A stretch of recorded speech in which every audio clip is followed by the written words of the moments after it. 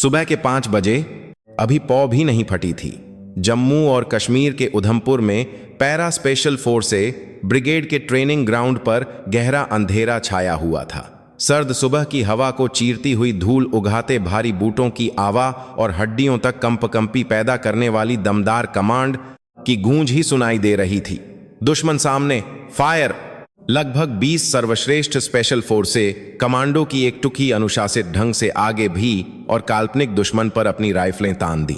उनके हर एक मूवमेंट में रत्ती भर की भी गलती नहीं थी और उनकी आंखों में ऐसी क्रूरता थी जो किसी असली लड़ाई का एहसास करा रही थी। इस फौलादी टुकड़ी की कमान संभालने वाली दिल की धड़कन, उसके केंद्र में आश्चर्यजनक रूप से एक महिला खड़ी थी।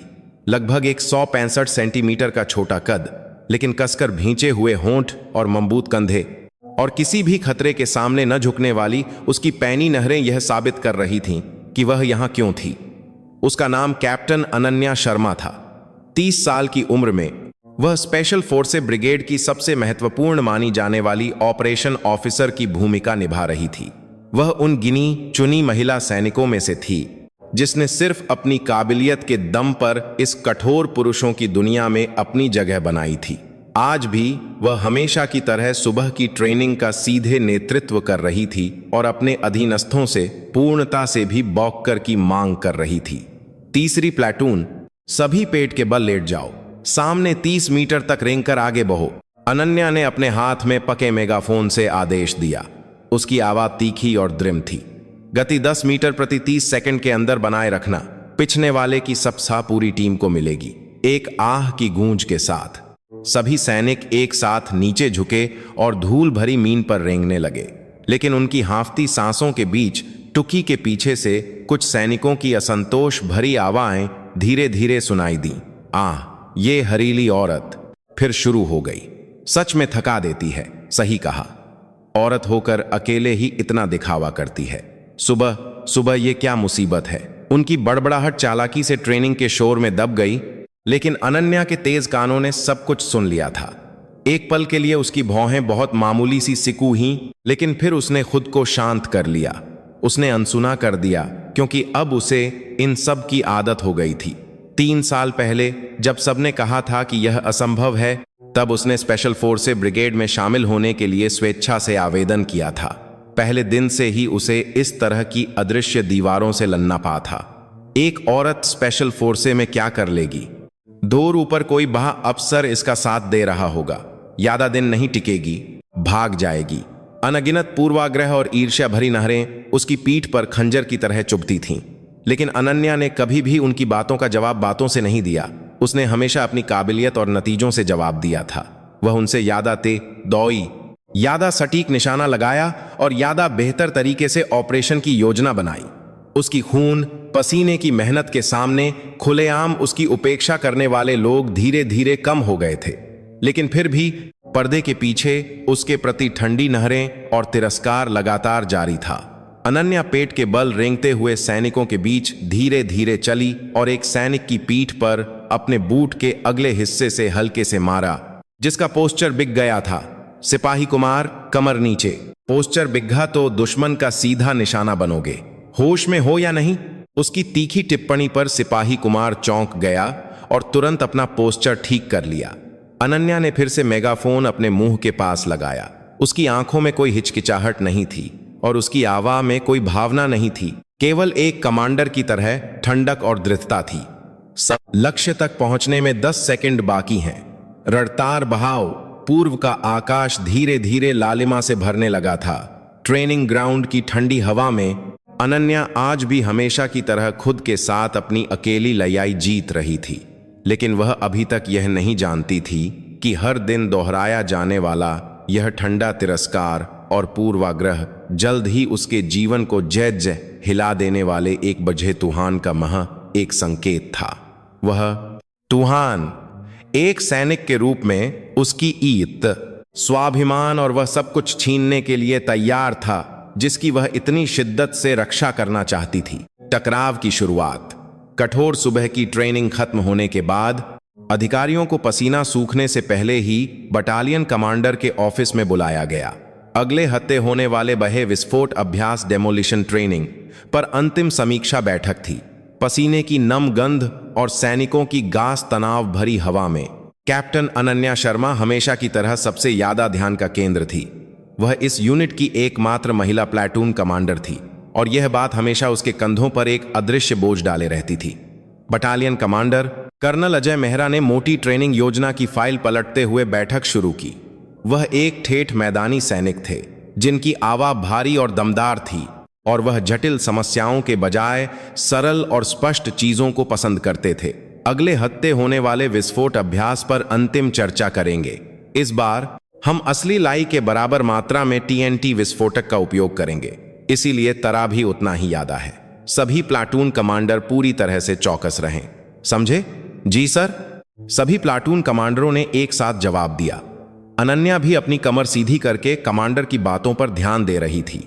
उसने पिछले कई दिनों से रातें जागकर ट्रेनिंग योजना के हर हिस्से की समीक्षा की थी। यह उसके सैनिकों की जिंदगी का सवाल था, इसीलिए वह एक छोटी सी भी गलती बर्दाश्त नहीं कर सकती थी। हर प्लाटून कमांडर विस्फोटक लगाने की जगह और अपने काम की अंतिम पुष्टि करे। अगर कोई खास बात है तो अभी रिपोर्ट करो। सभी प्लाटून कमांडर बारी बारी से अपनी तैयारी की स्थिति बताने लगे। जब अनन्या की बारी आई तो उसने चुपचाप अपना हाथ उठाया।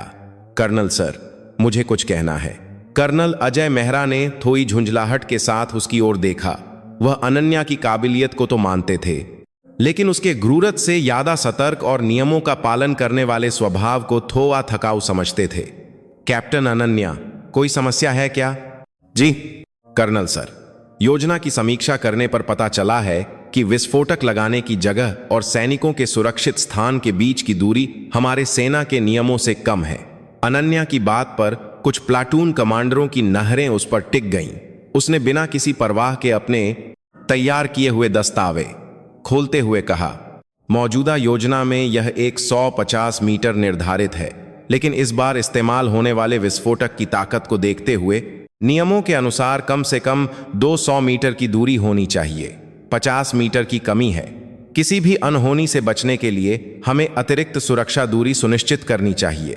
उसकी बात स्पष्ट और तर्कसंगत थी, लेकिन तभी उसके बगल में बैठे सूबेदार मेजर भीम सिंह यादव ने हंसते हुए व्यंग्यात्मक लहजे में कहा, हाँ हाँ कैप्टन साहिबा, अगर इतना ही डर लगता है तो पीछे खई होकर तमाशा देखो। इतना क्यों कांप रही हो? एक औरत को ऐसे खतरनाक अभ्यास में पड़ने की क्या जरूरत है?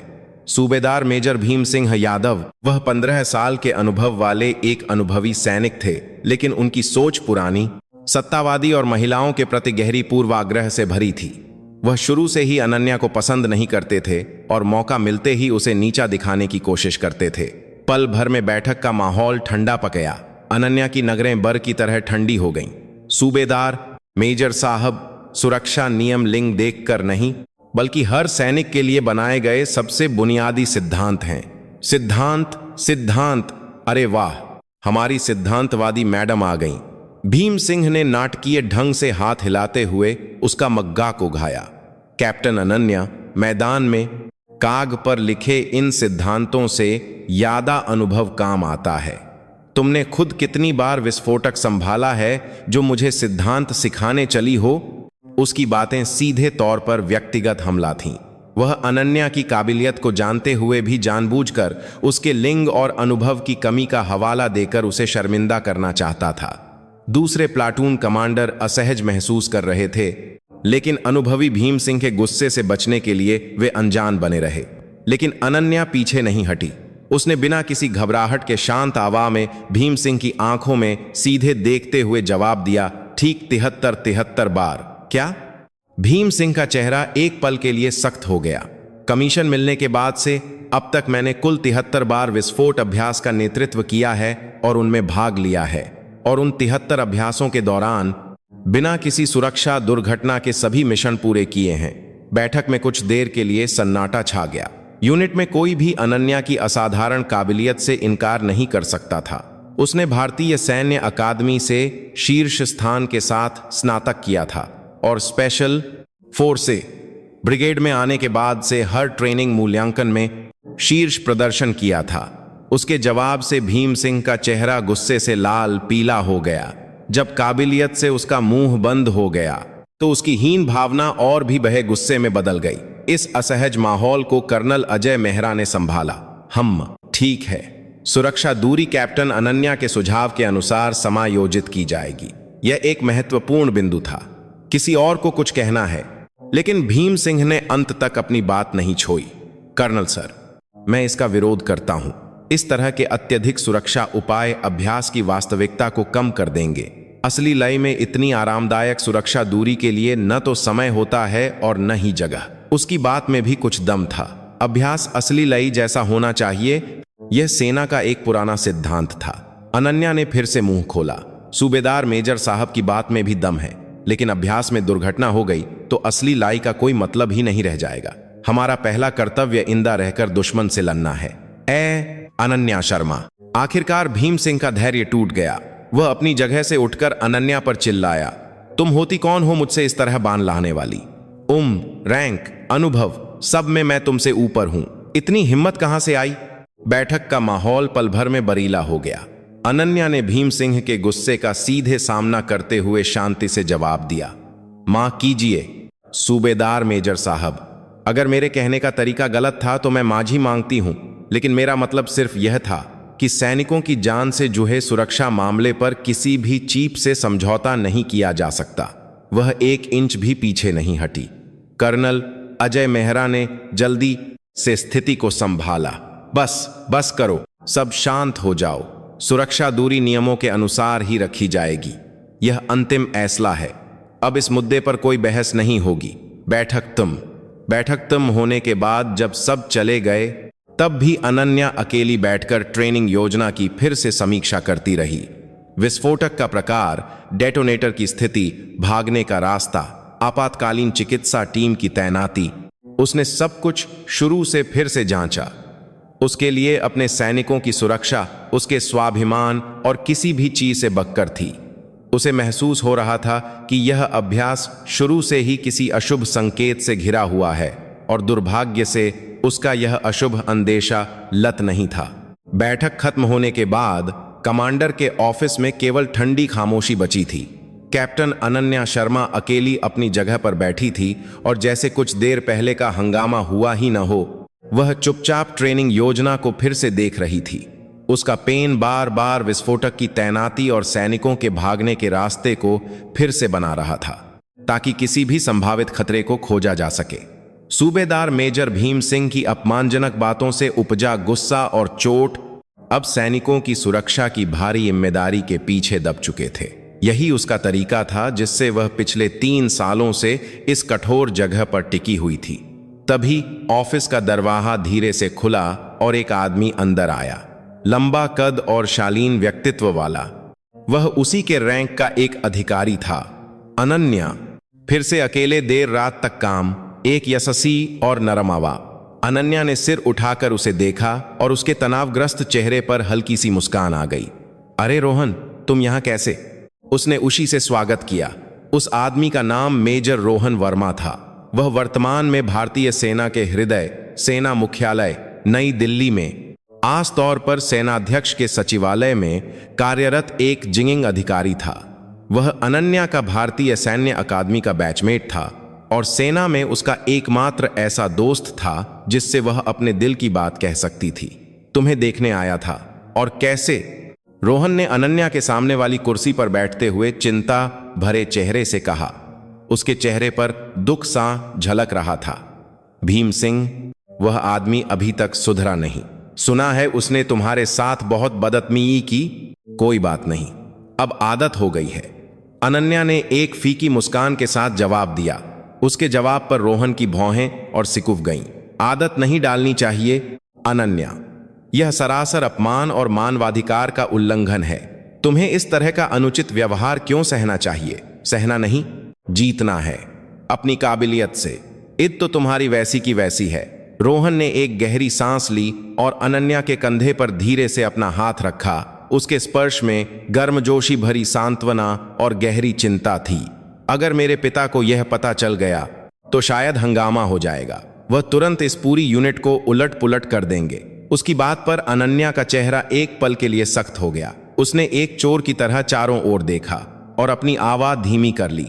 रोहन प्ली, यह बात यहां मत करो। हाँ, यही उसका सबसे बड़ा राज था जिसे वह इस यूनिट में सबसे छिपा कर रखती थी। उसके पिता कोई और नहीं बल्कि वर्तमान में भारतीय सेना का नेतृत्व करने वाले सेना अध्यक्ष जनरल विक्रम सिंह राठौड़ थे। लेकिन उसने यह सच्चाई कुछ सबसे करीबी दोस्तों को छोड़कर यूनिट में किसी को भी नहीं बताई थी। वह नहीं चाहती थी कि लोग उसे उसकी काबिलियत के बजाय उसके पिता के पद और प्रभाव से आंकें। पिताजी को तो यह भी नहीं पता कि मैं स्पेशल फोर्सेस ब्रिगेड में हूं। वह तो यही समझते हैं कि मैं किसी पिछली यूनिट में आराम से प्रशासनिक अधिकारी के तौर पर काम कर रही हूं, अनन्या ने कवाहट से कहा। उसकी बात पर रोहन ने हताशा में अपना सीना पीटा। अनन्या, कब तक ऐसे छिपाओगी? जनरल साहब का भी यह जानने का हक है कि उनकी इकलौती बेटी कहां और कैसे है। अभी नहीं। अनन्या ने दृढ़ता से सिर हिलाया। उसकी नहरें वैसी ही फौलादी थीं जैसी बैठक में भीम सिंह का सामना करते समय थीं। जब तक मैं यहां पूरी तरह से बिना किसी सवाल के अपनी काबिलियत से पहचान नहीं बना लेती, तब तक मैं पिताजी को कभी नहीं बता सकती।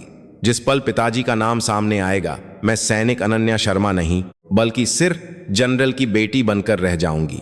उसकी बातों में गहरी चोट और स्वाभिमान का मिश्रण था। वह जानती थी कि जैसे ही उसके पिता का नाम सामने आएगा, उसके प्रति ईर्ष्या भरी नहरें और भी चालाक और धूर्त हो जाएंगी और उसकी सारी उपलब्धियों को पिता के दम पर कहकर आरिज कर दिया जाएगा। वह यह बर्दाश्त नहीं कर सकती थी। रोहन उसे और नहीं समझा सका। वह अनन्या के इस मजबूत स्वाभिमान और गिद्ध को किसी से भी बेहतर जानता था। उसने विषय बदला। ठीक है, समझ गया। तो विस्फोट अभ्यास की तैयारी कैसी चल रही है? भीम सिंह, वह आदमी फिर कोई अंगा तो नहीं डाल रहा? योजना तो एकदम सही है। मैंने कई बार जांच की है, लेकिन मुझे डर लग रहा है। सूबेदार मेजर, वह आदमी नियमों को नजरअंदाज करना कोई भी बात नहीं समझता। वह सिर्फ अपने अनुभव पर भरोसा करके कोई भी जोखिम भरा कदम उठा सकता है।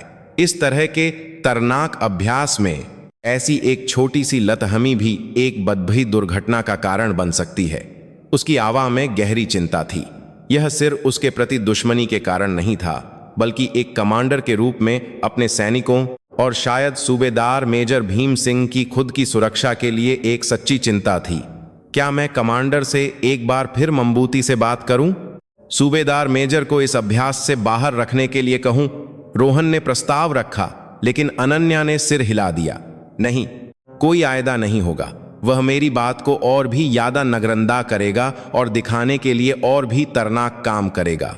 मुझे ही उसे रोकना होगा। मैदान में अपनी आंखों से पूरी प्रक्रिया को देखकर मुझे यह सुनिश्चित करना होगा कि कोई दुर्घटना न हो। उसने यह कहते हुए फिर से ट्रेनिंग योजना पर अपनी नहरें घा दी। उसकी आंखों में अब व्यक्तिगत भावनाओं से परे सिर कर्तव्य और जिम्मेदारी की आग जल रही थी। रोहन उसके इस रूप को देखकर मन ही मन गहरी ईर्ष्या और साथ ही दुख महसूस कर रहा था। वह बहुत लंबे समय से बहुत सारा बोझ अकेले ही उठा रही थी। अनन्या, ज्यादा तनाव मत लेना। अगर कुछ भी होता है तो सबसे पहले मुझे ओन करना, ठीक है? हाँ, चिंता मत करो रोहन, मैं अनन्या शर्मा हूं। अनन्या ने बर्दस्ती मुस्कुराने की कोशिश की, लेकिन उस मुस्कान के पीछे छिपी उसकी बेचैन आंखों को रोहन देख सकता था। वह भारी मन से ऑफिस से बाहर निकला और अनन्या फिर से अकेली रह गई, खिड़की के बाहर घने अंधेरे को देखती हुई। अंधेरे में उसे एक बहे तूफान के आने का अशुभ अंदेशा हो रहा था और वह महसूस कर सकती थी कि वह उस तूफान के ठीक बीच में खड़ी है। आखिरकार भाग्य के उस विस्फोट अभ्यास का दिन आ ही गया। ट्रेनिंग ग्राउंड की सुबह की हवा रो की तरह नहीं, बल्कि आज कुछ ज्यादा ही भारी और नम थी। आसमान घने बादलों से ढका था, जैसे किसी भी पल बारिश हो जाएगी, और हवा लगभग न के बराबर थी, जिससे बारूद की गंध पूरे ट्रेनिंग ग्राउंड में फैल गई थी। कैप्टन अनन्या शर्मा रो से ज्यादा सतर्क और पैनी नरों से पूरे मैदान का निरीक्षण कर रही थी। वह सुबह सबसे पहले ट्रेनिंग ग्राउंड पहुंची और विस्फोटक लगाने की जगह की मीन से लेकर सैनिकों के छिपने के बंकरों की गहराई तक सब कुछ खुद जांचा। उसके हाथ में सुरक्षा जांच की सूची पर पहले से ही दर्जनों चीजें चेक की जा चुकी थीं। डेटोनेटर कनेक्शन फिर से चेक करो, संचार नेटवर्क का सिग्नल भी अंतिम बार जांचो और आपातकालीन चिकित्सा टीम को 5 मिनट की तैयारी में रखो। उसके निर्देश लगातार जारी थे। लेकिन उसकी यह सतर्कता सूबेदार मेजर भीम सिंह की नरों में सिर्फ एक थकाऊ और दिखावटी काम था। अरे कैप्टन साहिबा, इतना क्यों राई का पहा बना रही हो? बस जल्दी से शुरू करो। ऐसे करती रही तो शाम तक भी तप्म नहीं होगा। भीम सिंह ने हाथ बांधकर अपने हास व्यंग्यात्मक लहजे में उसके पास आकर कहा। अनन्या ने उसकी ओर मुंह कर बिना हिले डुले जवाब दिया, सूबेदार मेजर साहब, सुरक्षा जांच जितनी भी की जाए कम है। यह सैनिकों की इंदगी का सवाल है। इंदगी? बच्चों के खेल जैसे अभ्यास में कैसी इंदगी? औरतें इसीलिए गौज में नहीं होनी चाहिए, डरपोक होती हैं। भीम सिंह ने गौर से बब्बहाया, जैसे वह दूसरे सैनिकों को सुना रहा हो, और वहां से चला गया। अनन्या ने अपने होंठ कसकर भींच लिए। गुस्सा तो बहुत आया, लेकिन अभी अपनी भावनाओं को दिखाने का समय नहीं था। उसने एक बार फिर सारी तैयारियों की अंतिम जांच की और आखिरकार अभ्यास शुरू करने की घोषणा की। अभ्यास में कुल 3 विस्फोट प्रदर्शन होने थे। पहले विस्फोट का नेतृत्व अनन्या ने खुद किया। उसके सटीक और शांत निर्देशों के तहत विस्फोटक निर्धारित जगह पर एक ओरदार धमाके के साथ फटा और लक्ष्य को सटीकता से भेद दिया। पूरी प्रक्रिया किताब की तरह एकदम सही थी। देख रहे कमांडर और दूसरे अधिकारी भी सिर हिला रहे थे। दूसरा विस्फोट दूसरे प्लाटून कमांडर के नेतृत्व में हुआ। वह भी अनन्या द्वारा पहले से जांचे गए सुरक्षा प्रक्रियाओं के अनुसार सफलतापूर्वक समाप्त हो गया। माहौल धीरे धीरे सहज हो रहा था, लेकिन अनन्या के मन का तनाव भारा भी कम नहीं हुआ था, क्योंकि सबसे तरनाक तीसरा विस्फोट अभी बाकी था। तीसरे विस्फोट का नेतृत्व सूबेदार मेजर भीम सिंह को करना था। यह अभ्यास का मुख्य आकर्षण था, जिसमें सबसे बड़े क्षेत्र में सबसे ज्यादा मात्रा में विस्फोटक का इस्तेमाल होना था। चलो, अब असली लड़ाई शुरू होती है, सब होश में रहना। भीम सिंह ने उत्साह से भरी आवाज में चिल्लाते हुए सैनिकों को विस्फोटक लगाने का निर्देश दिया। अनन्या कुछ दूरी पर कमांड पोस्ट से बाँ की तरह उसकी हर हरकत पर नर रखे हुए थी। जैसा कि उसे अंदेशा था, समस्याएं शुरू हो गईं। भीम सिंह ने ट्रेनिंग का समय कम करने के लिए कई विस्फोटकों को एक साथ लगाने का आदेश दिया। यह सुरक्षा नियमों का खुला उल्लंघन था। अनन्या ने तुरंत रेडियो पर चेतावनी दी, सूबेदार मेजर साहब, यह तरनाक है। विस्फोटक हमेशा एक एक करके क्रम से लगाए जाने चाहिए। एक साथ लगाने से अप्रत्याशित श्रृंखलाबद्ध विस्फोट हो सकता है। लेकिन भीम सिंह ने उसकी चेतावनी को हंसी में उभा दिया। कैप्टन साहिबा, तुम वहीं से तमाशा देखो, मैदान को मैं तुमसे बेहतर जानता हूं, इतने से कुछ नहीं होता। उसने दिखाने के लिए और से सैनिकों को डांटा। अनन्या का दिल ठंडा पा गया। उसने सहज रूप से तरे को भांप लिया और मेगाफोन उठाया। सभी सैनिक सूबेदार मेजर के आदेश का पालन न करें और तुरंत सुरक्षा दूरी के बाहर चले जाएं। मैं दोहराती हूं, सभी सैनिक तुरंत यहां से हट जाएं। उसके दृढ़ आदेश पर कुछ सैनिक हिचकिचाते हुए हिलने लगे, लेकिन भीम सिंह ने दहा लगाई, कोई नहीं हिलेगा जो मेरे आदेश को नहीं मानेगा, उसे सैन्य कानून के तहत सुहा मिलेगी। अनन्या शर्मा, तुम होती कौन हो मेरे कमांड में दखल देने वाली? ठीक उसी समय भीम सिंह खुद अंतिम विस्फोटक लगाने के लिए सुरक्षा दूरी को नगरअंदा करते हुए विस्फोटक स्थल के बहुत करीब चला गया। जैसे ही वह विस्फोटक के पास बैठकर डेटोनेटर जोड़ने लगा, सूबेदार मेजर साहब, नहीं, तुरंत बाहर निकलिए। अनन्या चीखते हुए उसकी ओर दौड़ी। उसकी अंतरात्मा कह रही थी कि अभी कुछ बहुत भयानक होने वाला है। कुछ नहीं होगा, ठीक है, भीम सिंह ने झुंझलाहट में हाथ हिलाते हुए कहा, और ठीक उसी पल चट की एक बहुत छोटी सी चिंगारी की आवाज आई।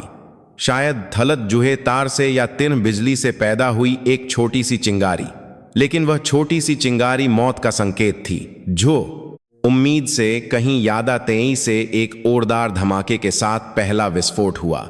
धरती को हिला देने वाले विस्फोट से भीम सिंह चीखते हुए घबरा गया। गर्म हवा और विस्फोट की लहर ने उसे घेर लिया और वह अपना संतुलन खोकर लखा गया। तभी उसकी नग्र खुद की ओर दौड़ती हुई अनन्या पर पई। उस पल भीम सिंह ने इंसान की सबसे कायर और स्वार्थी वृत्ति के अनुसार काम किया। उसने खुद को बचाने के लिए दौड़ी आ रही अनन्या को एक ढाल की तरह ओर से धक्का दे दिया। अनन्या बिना किसी प्रतिरोध के उसके हाथ के धक्के से उस ओर गिर पई जहां अभी विस्फोट नहीं हुआ था। उसका शरीर धूल भरी मीन को छू पाता उससे पहले ही, हाँ, पहले विस्फोट के झटके से पास रखे दूसरे विस्फोटक श्रृंखलाबद्ध तरीके से फट गए और दूसरा कहीं यादाबाह विस्फोट हुआ। दुनिया एक पल के लिए सेध हो गई। कान फां देने वाली गूंज के साथ लाल आग की लपटें आसमान में उठीं।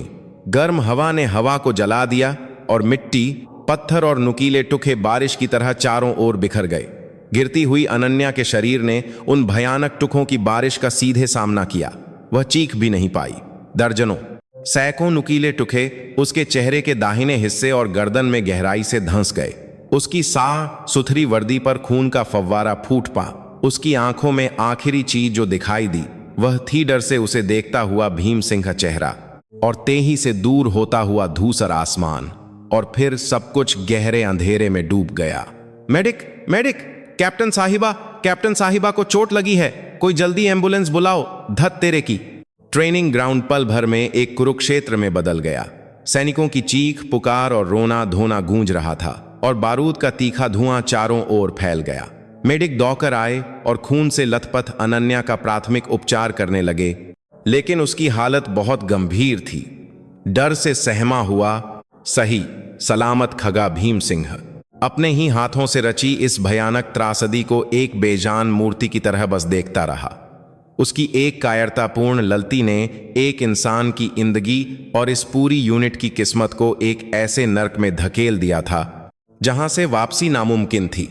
जब आपातकालीन हेलीकॉप्टर ओरदार आवाज करता हुआ अनन्या को लेकर उड़ रहा था, तब भी वह अपनी जगह से एक इंच भी नहीं हिला। उसके कानों में बस उसे बचाने के लिए दौड़ती हुई अनन्या की आखिरी चीख एक अभिशाप की तरह गूंज रही थी। उसी समय दुर्घटना स्थल से सैकड़ों किलोमीटर दूर दिल्ली के साउथ ब्लॉक में स्थित सेना मुख्यालय में भारतीय सेना के प्रमुख सेनाध्यक्ष के कार्यालय में सुबह से ही आपातकालीन रिपोर्टों का ढेर लगा हुआ था। मैं के पीछे बैठा एक व्यक्ति 58 साल की उम्र में भी सीधा तन और बिना किसी भटकाव वाली नेरें उसके कंधे पर चमकते 4 सितारे बता रहे थे कि वह भारतीय सेना के 13 लाख से ज्यादा सैनिकों के सर्वोच्च कमांडर जनरल विक्रम सिंह राठौर थे। वह सेना के पूरे संगठन की जिम्मेदारी संभालते हुए हमेशा व्यक्तिगत भावनाओं को अलग रखकर ठंडे और तर्क, लेकिन काम के दौरान उनकी नजर एक बार भी उस तस्वीर पर नहीं जाती थी। काम और निजी जीवन को अलग रखना उनका जीवन भर का सिद्धांत था। सुबह 10 बजे जब काम औरों पर था, अचानक उनके सचिवालय से एक आपातकालीन इंटरकॉम बजा। लाल बत्ती का जलना बुझना इस बात का संकेत था कि किसी मैदानी यूनिट में कोई बब्भी दुर्घटना हुई है। जनरल साहब, तत्काल रिपोर्ट है। जम्मू कश्मीर की स्पेशल फोर्सेस ब्रिगेड में ट्रेनिंग के दौरान एक विस्फोट दुर्घटना हुई है। यह उनके सचिव मेजर कांगहम की घबराई हुई आवाज थी। जनरल विक्रम सिंह के चेहरे पर कोई भाव नहीं बदला। उन्होंने शांति से अपना पेन नीचे रखा और कहा, नुकसान का ब्यौरा क्या है? तुरंत स्थिति रिपोर्ट भेजो।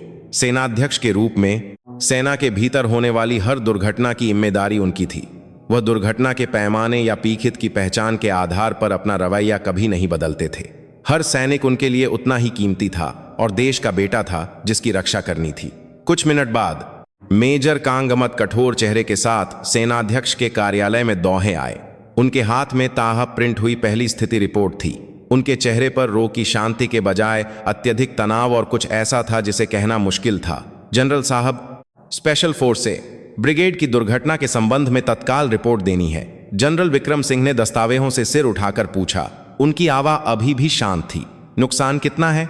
एक व्यक्ति घायल है। झांग घमा की आवाज हल्की सी कांपी। वह शांत रहने की पूरी कोशिश कर रहा था, लेकिन यह आसान नहीं था। घायल के चेहरे और गर्दन पर गंभीर छर्रे लगे हैं और वह जल गया है। उसे अभी सेना अस्पताल दिल्ली में आपातकालीन रूप से भेजा जा रहा है। हालत बहुत नाजुक बताई जा रही है। चोटें गंभीर हैं। विक्रम सिंह ने शांति से कहा, तुरंत सेना अस्पताल के सर्वश्रेष्ठ डॉक्टरों की एक विशेष टीम बनाओ। जरूरत पड़े तो निजी अस्पतालों के शीर्ष विशेषज्ञों को भी बुलाओ। घायल सैनिक के इलाज में कोई कमी नहीं होनी चाहिए और दुर्घटना की पूरी जांच करके रिपोर्ट दो। सुरक्षा नियमों का पालन हुआ था या नहीं? कमांडर की कोई गलती थी या नहीं? एक भी संदेह नहीं रहना चाहिए। उनके निर्देश स्पष्ट और दृढ़ थे, लेकिन कांगहम अपनी जगह से नहीं हिला और कुछ देर हिचकिचाने के बाद मुश्किल से बोला, जनरल साहब, उससे पहले आपको घायल की पहचान की पुष्टि करनी होगी। पहचान? बेशक करनी होगी। यूनिट, रैंक और नाम क्या है? जल्दी रिपोर्ट करो, विक्रम सिंह ने सहजता से कहा। उन्होंने सोचा कि सबसे पहले घायल के परिवार को सूचित करना चाहिए। झांगरब ने एक बार फिर गहरी सांस ली। वह जानता था कि अब वह जो कहने जा रहा है वह इस फौलादी कमांडर की जिंदगी को कैसे तबाह कर सकता है, लेकिन एक स्टार ऑफिसर के रूप में सच बताना उसका कर्तव्य था। घायल, उसके मुंह खोलने का वह पल अनंत काल जैसा लगा। समंदर की बसी कैप्टन अनन्या शर्मा है। एक पल के लिए विक्रम सिंह का हाथ रुक गया। पेन पखे उनकी उंगलियों में इतनी तात आ गई कि वे सजेद पड़ने लगीं। उनका पूरा शरीर जैसे जम गया हो। उन्होंने धीरे धीरे, बहुत धीरे धीरे सिर उठाकर खांघम को देखा। उनकी आंखों की पुतलियां अविश्वास में बुरी तरह कांप रही थीं। क्या कहा तुमने? उनकी आवाज फट गई थी, वह आवाज जो जीवन में कभी नहीं कांपी थी। कैप्टन अनन्या शर्मा। जनरल साहब, कांघमाद ने एक बार फिर स्पष्ट लेकिन कांपती आवाज में कहा। वह स्पेशल फोर्स से ब्रिगेड की 3री प्लाटून की कमांडर के तौर पर कार्यरत थीं। जब विक्रम सिंह के दिमाग में जैसे कुछ बहुत बाहर ढह गया हो, दुनिया सेध हो गई। अनन्या शर्मा, उनकी बेटी, इकलौती बेटी, जिसे वह एक पिछली यूनिट में प्रशासनिक अधिकारी के तौर पर आराम से काम करते हुए समझ रहे थे, वह देश की सबसे तर्नाक मानी जाने वाली स्पेशल फोर्स से ब्रिगेड में काम कर रही थी। यह सच ही दिल दहला देने वाला था, लेकिन उससे भी बड़ा सदमा यह था कि वही बेटी अब मौत के दरवाजे पर लब रही थी। सेनाध्यक्ष के रूप में जीवन भर की उनकी ठंडक और तर्कशक्ति एक ही पल में चकनाचूर हो गई। अनन्या स्पेशल फोर्स में थी? विक्रम सिंह ने अविश्वास में खोखली आवाज में बब्बा आया। कब से थी वहां? 3 साल से। जनरल साहब, मुझे भी हाल ही में पता चला। झांगोम ने सिर झुकाकर सावधानी से जवाब दिया। वह यह कहने की हिम्मत नहीं कर सका कि अनन्या ने जानबूझकर यह बात अपने पिता से भी छिपाई थी। विक्रम सिंह अपनी जगह से उठ खजे हुए। उन्होंने कुर्सी के पीछे टौंगा, अपना कोट उठाया। उनके हाथ बुरी तरह कांप रहे थे। तुरंत अस्पताल चलो, गाय तैयार करो। जनरल साहब, लेकिन आज दोपहर रक्षा मंत्री जी के साथ बैठक है। घाम ने तेजी से उनका रास्ता रोकने की कोशिश की, लेकिन विक्रम सिंह ने हाथ से उसे बेरूरी से हटा दिया। उनकी आंखें पहले ही खून से लाल हो चुकी थीं। सारे कार्यक्रम रद्द कर दो, अभी, इसी वक्त। उनकी चीख अब सेनाध्यक्ष का आदेश नहीं थी। यह एक पिता की चीख थी जो अपनी बेटी को खोने के डर से घिरा हुआ था। उन्होंने जीवन भर एक सैनिक के रूप में कई युद्ध और संकट देखे थे, लेकिन आज जैसा डर और औ उन्होंने कभी महसूस नहीं किया था।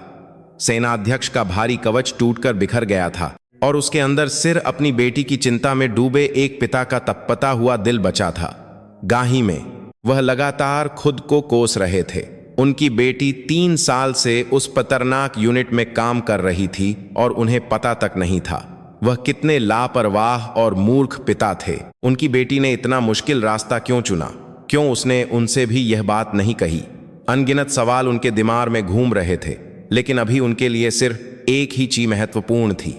हे भगवान, प्लीज मेरी बेटी को बचा लो। उन्होंने जीवन में कभी भगवान पर विश्वास नहीं किया था, लेकिन इस पल वह दिल से प्रार्थना कर रहे थे। अस्पताल का वह रास्ता उनके जीवन के किसी भी रास्ते से ज्यादा लंबा और कठिन लग रहा था। 2.3 दर्द और प्रतिशोध सायरन की आवाज भी मुश्किल से सुनाई दे रही थी। विक्रम सिंह के कान जैसे बहरे हो गए थे। सेना अस्पताल पहुंचते ही, गाही के पूरी तरह रुकने से पहले ही, वह दरवाजा खोलकर बाहर कूद पिए। उनका स्वागत करने आए अस्पताल के निदेशक और अधिकारियों की सलामी भी उनकी नहरों में नहीं आई। उनके दिमाग में सिर्फ इमरजेंसी रूम के 3 शब्द गूंज रहे थे। अनन्या कहाँ है? मेरी बेटी कहाँ है? उनकी घबराई हुई चीख पर अस्पताल निदेशक ने घबराते हुए उन्हें रास्ता दिखाया। यह एक ऐसा दृश्य था जिसकी कल्पना भी नहीं की जा सकती थी।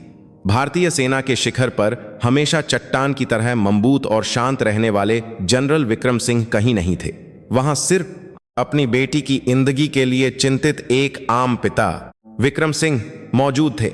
अभी इमरजेंसी सर्जरी शुरू हुई है जनरल साहब। इस तरह सर्जरी रूम के गलियारे में लाल रंग की सर्जरी जारी है कि बत्ती उनके जलते हुए दिल की तरह टिमटिमा रही थी। वह सर्जरी रूम के दरवाजे के सामने बेसुध खाए होकर उस ठंडे लोहे के दरवाजे को घूरते रहे। उस दरवाजे के पार उनकी बेटी मौत से लब रही थी। जीवन भर अनगिनत सैनिकों की जिंदगी और मौत के फैसले करने वाले, युद्ध की दिशा तय करने वाले, वह इस पल कुछ भी करने में असमर्थ एक लाचार इंसान थे। कितना समय बीत गया, एक एक सेकंड अनंत काल जैसा लग रहा था। गलियारे की कुर्सी पर बैठे उनके कंधे उन पर लगे 4 सितारों के वर्ण से कहीं ज्यादा भारी होकर झुके हुए थे। हमेशा मजबूत रहने वाले वह भी इस समय बेबस होकर अपने दोनों हाथों से अपना चेहरा छिपाए हुए थे। उनके दिमाग में अनन्या के बचपन की तस्वीरें किसी फिल्म की तरह चल रही थीं। पहली बार लखगाकर चलना, स्कूल के कार्यक्रम में अनाहीपन से नाचना और फिर भारतीय सैन्य अकादमी में शामिल होने की बात दृढ़ता से कहना, वह सब कुछ। पत्नी के गुर जाने के बाद उन्होंने अनन्या के लिए एक सत्य पिता बनने की कोशिश की थी। वह उसे एक ऐसी मजबूत लक्की बनाना चाहते थे जो दुनिया के तूफानों से न डगमगाए। लेकिन क्या इसी वजह से उनकी बेटी और अकेली हो गई?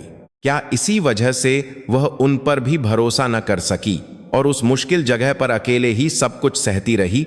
अंतहीन आत्म ग्लानि उनके दिल को चीर रही थी। जनरल साहब, मेजर खांगम ने गर्म कॉई दी, लेकिन उन्होंने सिर हिला दिया। उनका गला सूख रहा था, लेकिन वह कुछ भी निगल नहीं पा रहे थे। आखिरकार कई घंटों के इंतजार के बाद सर्जरी रूम की लाल बत्ती बुझ गई। विक्रम सिंह लगभग झटके से अपनी जगह से उठ खड़े हुए। सर्जरी रूम का दरवाजा खुला और थके हुए चेहरे वाला मुख्य डॉक्टर बाहर आया। सर्जरी कैसी रही? उनकी आवाज बुरी तरह कांप रही थी।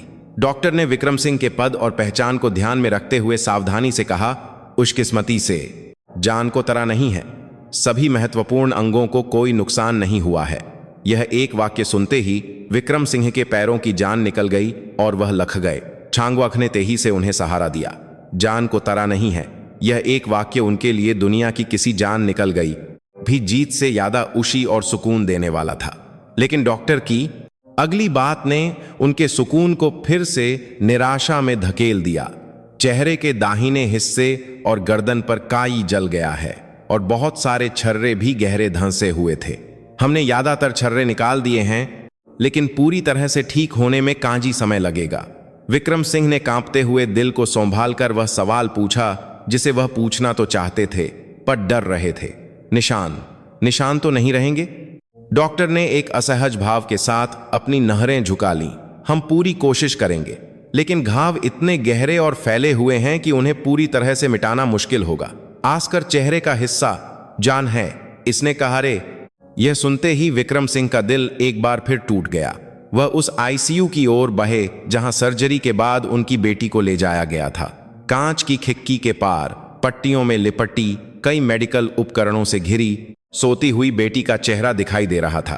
30 साल की उम्र, एक ऐसी उम्र जब एक युवा महिला को सबसे खूबसूरत और चमकना चाहिए। उसके चेहरे पर बचा हुआ निशान जीवन भर का एक भयानक घाव होगा। और सबसे बदतर उनकी बेटी जो अपने रूप रंग को बहुत पसंद करती थी और उस पर गर्व करती थी।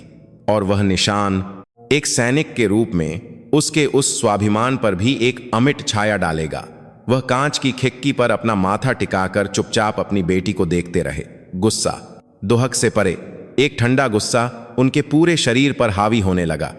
किसकी हिम्मत हुई मेरी बेटी के चेहरे पर? उन्होंने अपनी मुट्ठी इतनी ओर से भींची कि नाखून उनकी हथेली में धंस गए और खून निकलने लगा। अगले दिन जब अनन्या को सामान्य वार्ड में लाया गया तो विक्रम सिंह एक पल के लिए भी उसके पास से नहीं हटे। उन्होंने सेनाध्यक्ष के सभी काम उप सेनाध्यक्ष को सौंप दिए थे। वह सिर्फ एक पिता के रूप में अपनी बेटी के पास थे। जब अनन्या बेहोशी से जागी और धीरे धीरे अपनी आंखें खोलीं तो उसने सबसे पहले एक रात में ही कमोर हो चुके अपने पिता का चिंतित चेहरा देखा। पापा, उसने हैरानी से कुछ कहने की कोशिश की, लेकिन उसकी आवाज ठीक से नहीं निकल रही थी। गर्दन के जलने के कारण उसके स्वर यंत्र को भी गंभीर नुकसान पहुंचा था। जो आवाज निकली वह हवा निकलने जैसी एक राश भरी थी। कोई बात नहीं अनन्या, विक्रम सिंह ने अपनी बेटी का हाथ गर्मजोशी से पकते हुए कहा। उनकी आवाज में छिपाने की कोशिश के बावजूद एक रुआंसी भावना थी। पापा यहाँ हैं, कोई चिंता मत करो। अनन्या ने सिर हिलाया। उसे यह सोचकर दुहक हो रहा था कि उसकी वजह से उसके पिता सब कुछ छोकर यहाँ आए हैं। और सबसे ज्यादा उसे इस बात की शर्मिंदगी थी कि स्पेशल फोर्से में काम करने का उसका राव इस तरह से खुल गया। विक्रम सिंह ने जैसे उसकी मन की बात पली हो, उन्होंने उसके सिर को प्यार से सहलाया। अभी कुछ मत सोचो, बस आराम करो, बाकी सब पापा देख लेंगे, देख लेंगे। इस वाक्य में एक पिता की प्यार भरी सांत्वना के साथ साथ एक सेनाध्यक्ष का ठंडा संकल्प भी था। उन्होंने अपनी बेटी को देखकर मन ही मन ऐसला कर लिया। अब दुहखी और खुद को कोसने वाले पिता को पीछे छोड़कर सेनाध्यक्ष के रूप में उन्हें अपना काम करना था। इस दुर्घटना की सही वजह का पता लगाना और जिसने भी उनकी बेटी और भारत की एक अधिकारी को इस भयानक स्थिति में डाला है, उसे ढूंढकर उसकी वर्दी उतरवाना। अस्पताल से बाहर निकलते समय उनके दम भारी लेकिन दृढ़ थे। उन्होंने तुरंत अपनी गाही को स्पेशल फोर्स ब्रिगेड की ओर मोड़ने का आदेश दिया। उन्हें घटनास्थल को खुद देखना था और संबंधित लोगों से मिलना था। गाही में उन्होंने कांगहमधा को निर्देश दिया, इस दुर्घटना से जुड़े सारे दस्तावेज इकट्ठा करो, ट्रेनिंग योजना, सुरक्षा जांच लॉग, येंचा की बातचीत के रिकॉर्ड, गवाहों के बयान, एक धूल का कण भी नहीं छूटना चाहिए। जी जनरल साहब, लेकिन क्या आप कैप्टन अनन्या के साथ अपने रिश्ते को आधिकारिक तौर पर सार्वजनिक करेंगे? नहीं, विक्रम सिंह ने दृढ़ता से कहा। यह ऐसला अनन्या होश में आने के बाद खुद करेगी। मैं उसकी इच्छा का सम्मान करूंगा। लेकिन उनकी नहरें तलवार की तरह चमक उठीं।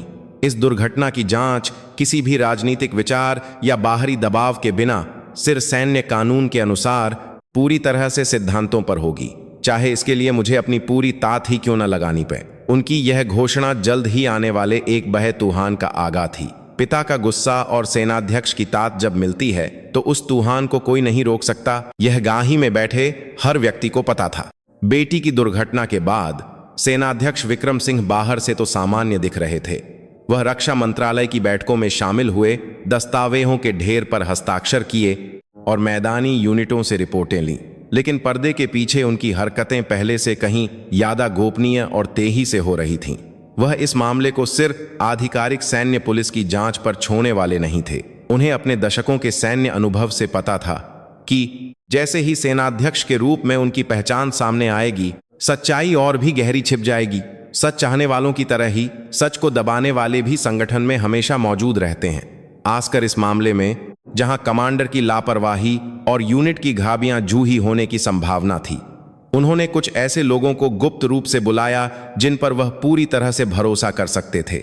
उनके पुराने अधीनस्थ और वर्तमान में सैन्य पुलिस में यमराज के नाम से मशहूर, अपनी मजबूत और उत्कृष्ट जांच क्षमताओं के लिए जाने जाने वाले कर्नल इंद्रजीत सिंह, कानून की परीक्षा पास कर चुके सैन्य कानून के विशेषज्ञ तेजतर्रार कानूनी अधिकारी मेजर कविता राव और उनकी परछाई की तरह काम करने वाले, सारी जानकारी इकट्ठा करने वाले उनकी बेटी के दोस्त मेजर रोहन वर्मा।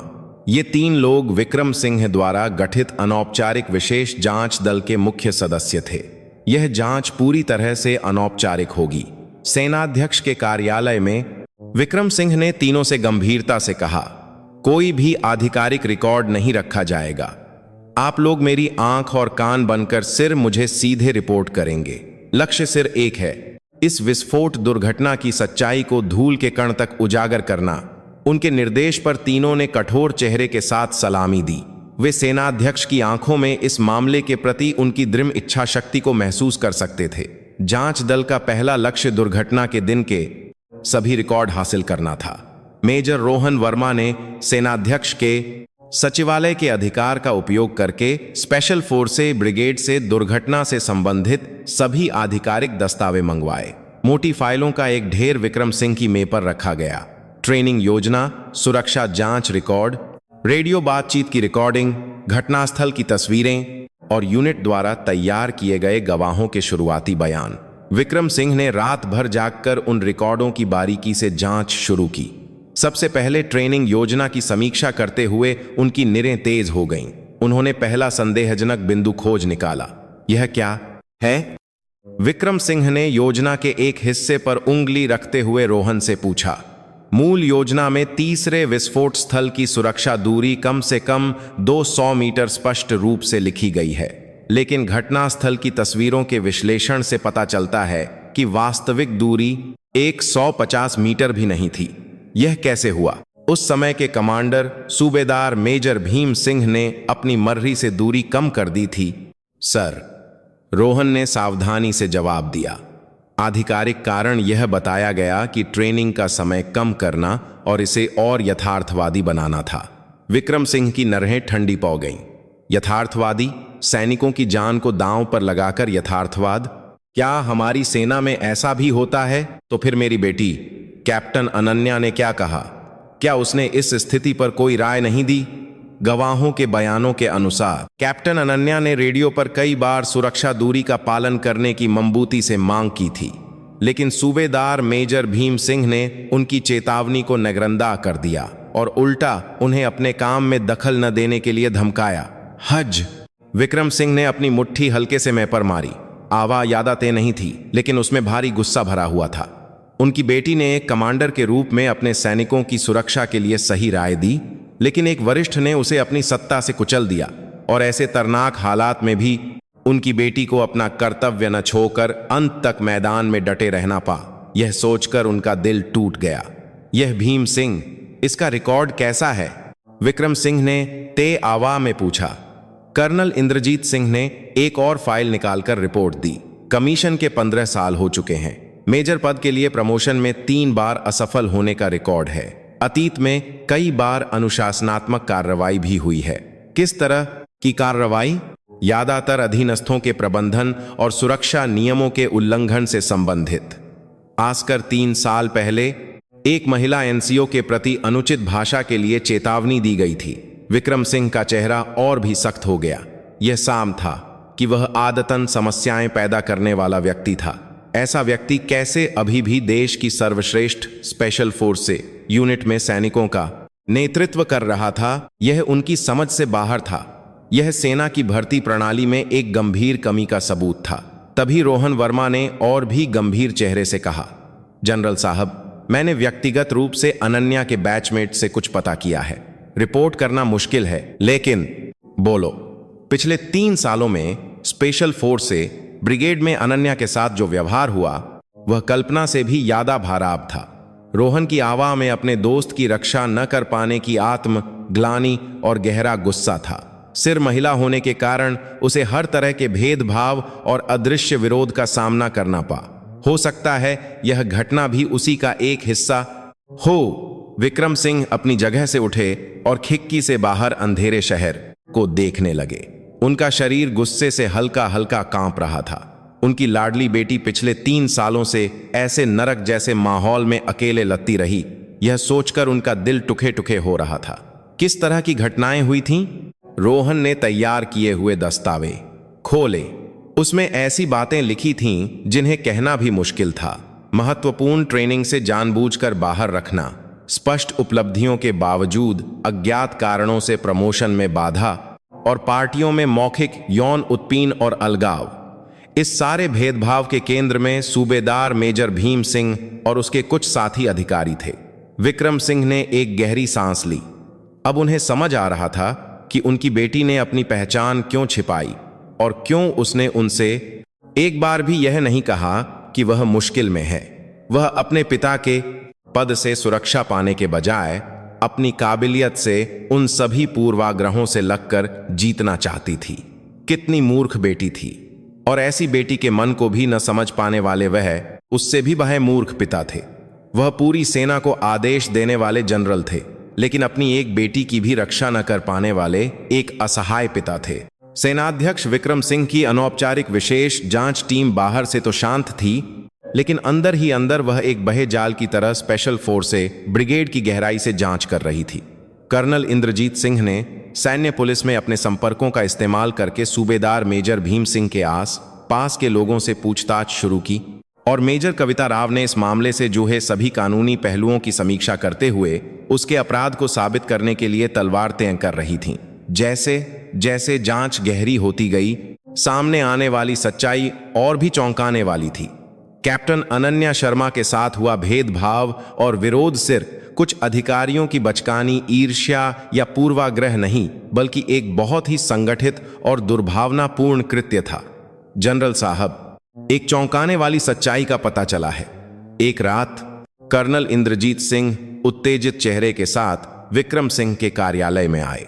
हमने यह गवाही हासिल की है कि सूबेदार मेजर भीम सिंह ने कैप्टन अनन्या को यूनिट से बाहर निकालने के लिए जानबूझकर उन्हें तरनाक मिशन सौंपे थे। विक्रम सिंह की नरें ठंडी चमक उठी। विस्तार से बताओ। 3 महीने पहले हुए एक रात के पहाड़ी घुसपैठ अभ्यास के दौरान सूबेदार मेजर ने जानबूझकर कैप्टन अनन्या की प्लाटून को सबसे ऊब, खाब और तरनाक रास्ता दिया। उस समय मौसम इतना खराब था कि अभ्यास रद्द करने पर भी विचार हो रहा था, लेकिन उसने अभ्यास जारी रखा। सौभाग्य से कैप्टन अनन्या की उत्कृष्ट नेतृत्व क्षमता के कारण अभ्यास सुरक्षित रूप से पूरा हो गया, लेकिन यह एक बब्बई दुर्घटना में बदल सकता था। उस ऑपरेशन में शामिल एक एनसीओ ने गवाही दी है कि उसने सूबेदार मेजर को यह कहते हुए सुना था, इस बार इस औरत का घमंड पूरी तरह से तो धूंगा, ऐसा करूंगा कि वह खुद ही छोकर चली जाए। विक्रम सिंह ने चुपचाप खिड़की से बाहर देखा। जब गुस्सा बहुत ज्यादा होता है तो शब्द नहीं निकलते। भीम सिंह का यह कृत्य सिर उत्पीन नहीं था, यह सीधे तौर पर एक अधीनस्थ को मौत के मुंह में धकेलने जैसा एक अपराध था। और भी गंभीर बात यह थी कि इस विस्फोट दुर्घटना के सिर एक लापरवाही न होने के संकेत मिल रहे थे। कर्नल इंद्रजीत सिंह ने आगे बताया, हमने सूबेदार मेजर भीम सिंह द्वारा दुर्घटना के दिन सुबह अपने साथी अधिकारियों से कही गई बातों की पुष्टि की है। एक अधिकारी ने नाम न बताने की शर्त पर गवाही दी है। क्या कहा था उसने? विक्रम सिंह ने ठंडक से पूछा। उसने कहा था, आज देखते हैं कि वह घमंडी कैप्टन अनन्या कैसे टूटती है। एक औरत का स्पेशल फोर्से में इतराना कितना तरनाक होता है, यह आज उसे अच्छी तरह से समझ आ जाएगा। उसने यह भी कहा था कि मुझे पता था कि ऐसे दिखावा करते करते एक दिन क्रूर कोई भयावह दुर्घटना होगी, और हंसा था। इंद्रजीत की आवाज में भी ठंडा गुस्सा था। एक सैनिक के रूप में यह बातें बर्दाश्त से बाहर थीं। विक्रम सिंह का गुस्सा अब फूटने की कगार पर था। भीम सिंह ने सिर्फ सुरक्षा नियमों को नरंदा नहीं किया था, वह अनन्या के प्रति गहरे पूर्वाग्रह और स्पष्ट दुर्भावना के साथ यह चाहता था कि उसे चोट लगे या वह असफल हो। तभी कानूनी अधिकारी मेजर कविता राव ने अतिरिक्त रिपोर्ट दी। उनका चेहरा पहले से कहीं ज्यादा दृढ़ और ठंडा था।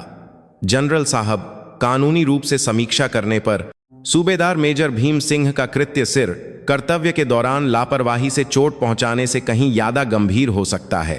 क्या मतलब? उसके लगातार उत्पीन, जानबूझकर तरनाक स्थिति पैदा करना और दुर्घटना के दिन की बातों को मिलाकर देखें तो उस पर अप्रत्यक्ष इरादे से चोट पहुंचाने का आरोप लगाया जा सकता है। इसका मतलब है कि उसने यह सोचकर काम किया कि अगर वह मर जाए या घायल हो जाए तो भी कोई गर्क नहीं पता। अगर यह इरादा अदालत में साबित हो जाता है तो उसे मिलने वाली सजा कहीं ज्यादा कठोर होगी। इरादा। विक्रम सिंह ने उस शब्द को धीरे धीरे दोहराया। अब उन्हें यकीन हो गया था, यह एक दुर्घटना नहीं थी, यह एक कायर व्यक्ति द्वारा अपनी हीन भावना को छिपाने के लिए वर्दी के पीछे किया गया एक स्पष्ट अपराध था। सारे सबूत पूरी तरह से इकट्ठा करो। उसके पिछले अनुशासनात्मक रिकॉर्ड, सहकर्मियों की गवाही और इस दुर्घटना से उसका संबंध, एक भी कमी नहीं रहनी चाहिए। उसे कानून के कटघरे में खगा करने की तैयारी करो। जी जनरल साहब। और कर्नल अजय मेहरा, वह क्या कर रहा था? क्या तुम्हें लगता है कि उसे इस सब के बारे में कुछ नहीं पता था? उस हिस्से की भी जांच की गई है। कर्नल मेहरा को सूबेदार मेजर की समस्याओं के बारे में कुछ हद तक पता था, लेकिन यूनिट में शांति और स्थिरता बनाए रखने के लिए उसने सक्रिय कदम उठाने के बजाय मामले को दबाने का रास्ता चुना। यह नेतृत्व की स्पष्ट विफलता है। विक्रम सिंह गहरी निराशा में डूब गए। जिस सैन्य संगठन की मध्य ककी पर उन्हें भरोसा था वह इतनी सपसी हुई थी। यह सच्चाई उन्हें और भी ज्यादा दुहक दे रही थी। यह सिर्फ भीम सिंह को सा देकर तम होने वाला मामला नहीं था। इस संस्कृति को नखरंदा करने वाले और चुप रहने वाले कमांडरों और ऐसे व्यक्ति को सेना में बनाए रखने वाली पूरी प्रणाली की सर्जरी की जरूरत थी। सारे टुकड़े झुक गए थे और घिनौनी सच्चाई की पूरी तस्वीर सामने आ गई थी। यह जानकर कि उनकी बेटी पिछले 3 सालों से कितने अकेले और भयानक माहौल में टिकी रही, एक पिता का दिल टुखे टुखे हो रहा था। लेकिन विक्रम सिंह को अभी यह नहीं पता था कि अस्पताल में लेटी उनकी बेटी जागकर उनसे क्या कहने वाली है, और उसकी एक बात उनके इस चालाक और दृढ़ प्रतिशोध की योजना को पूरी तरह से एक अलग दिशा में मोड़ देगी। जल्द ही बेटी की मजबूत इच्छा शक्ति और पिता के जलते हुए गुस्से के बीच सीधी टक्कर का समय आ रहा था। सेना अस्पताल, विशेष वार्ड। 3 दिनों की गहरी और अंधेरी नींद के बाद कैप्टन अनन्या शर्मा ने आखिरकार धीरे धीरे अपनी आंखें खोलीं। जैसे ही उसे होश आया, पहली चीज जो उसे महसूस हुई वह थी उसके चेहरे को कसकर बांधी हुई पट्टी का घुटन भरा वन। उसके दाहिने गाल और गर्दन के पास आग की तरह जलन हो रही थी, लेकिन उससे भी बहा दर्द यादों के टुकड़ों के जूझने से मन में उठने वाला ठंडा और चुभने वाला गुस्सा था। अनन्या। वार्ड के एक कोने में कुर्सी पर सो रहे जनरल विक्रम सिंह अपनी बेटी के जागने की हल्की सी आहट पर चौंक कर उठ खड़े हुए।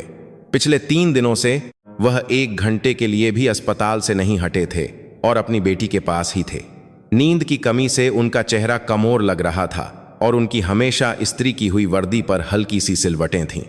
भारत की 13 लाख की सेना का नेतृत्व करने की भारी जिम्मेदारी भी इस पल अपनी बेटी के दर्द के सामने पीछे छूट गई थी। वह यहां सिर्फ एक पिता के रूप में मौजूद थे। अनन्या, तुम्हें होश आ गया। विक्रम सिंह अपनी बेटी के बिस्तर के पास जाकर सावधानी से उसका हाथ पका। उनकी आवाज में राहत और काबू न की जा सकने वाली भावनाएं थीं। अनन्या ने मुंह खोलने की कोशिश की, लेकिन उसके गले से निकलने वाली आवाज लगभग हवा जैसी एक हराश भरी थी। गर्दन पर गहरे जलने के निशान ने उसकी आवाज भी छीन ली थी। उसने मुश्किल से लगभग न सुनाई देने वाली आवाज में कहा, पापा आप यहां क्यों? मेरी बेटी घायल है तो एक बाप कहां होगा? विक्रम सिंह की आवाज में रुआंसीपन था। उन्होंने अपनी बेटी के बालों को प्यार से सहलाते हुए कहा, सब ठीक है, अब सब ठीक हो जाएगा, कोई चिंता मत करो। लेकिन अनन्या ने मुश्किल से सिर हिलाया। उसने शीशा लाने का इशारा किया। उसे खुद देखना था कि उसकी हालत कैसी है। विक्रम सिंह ने तेजी से मना किया, अभी सूजन है, बाद में देखना बेहतर होगा। लेकिन अनन्या को अपनी हालत का कुछ अंदाजा हो गया था।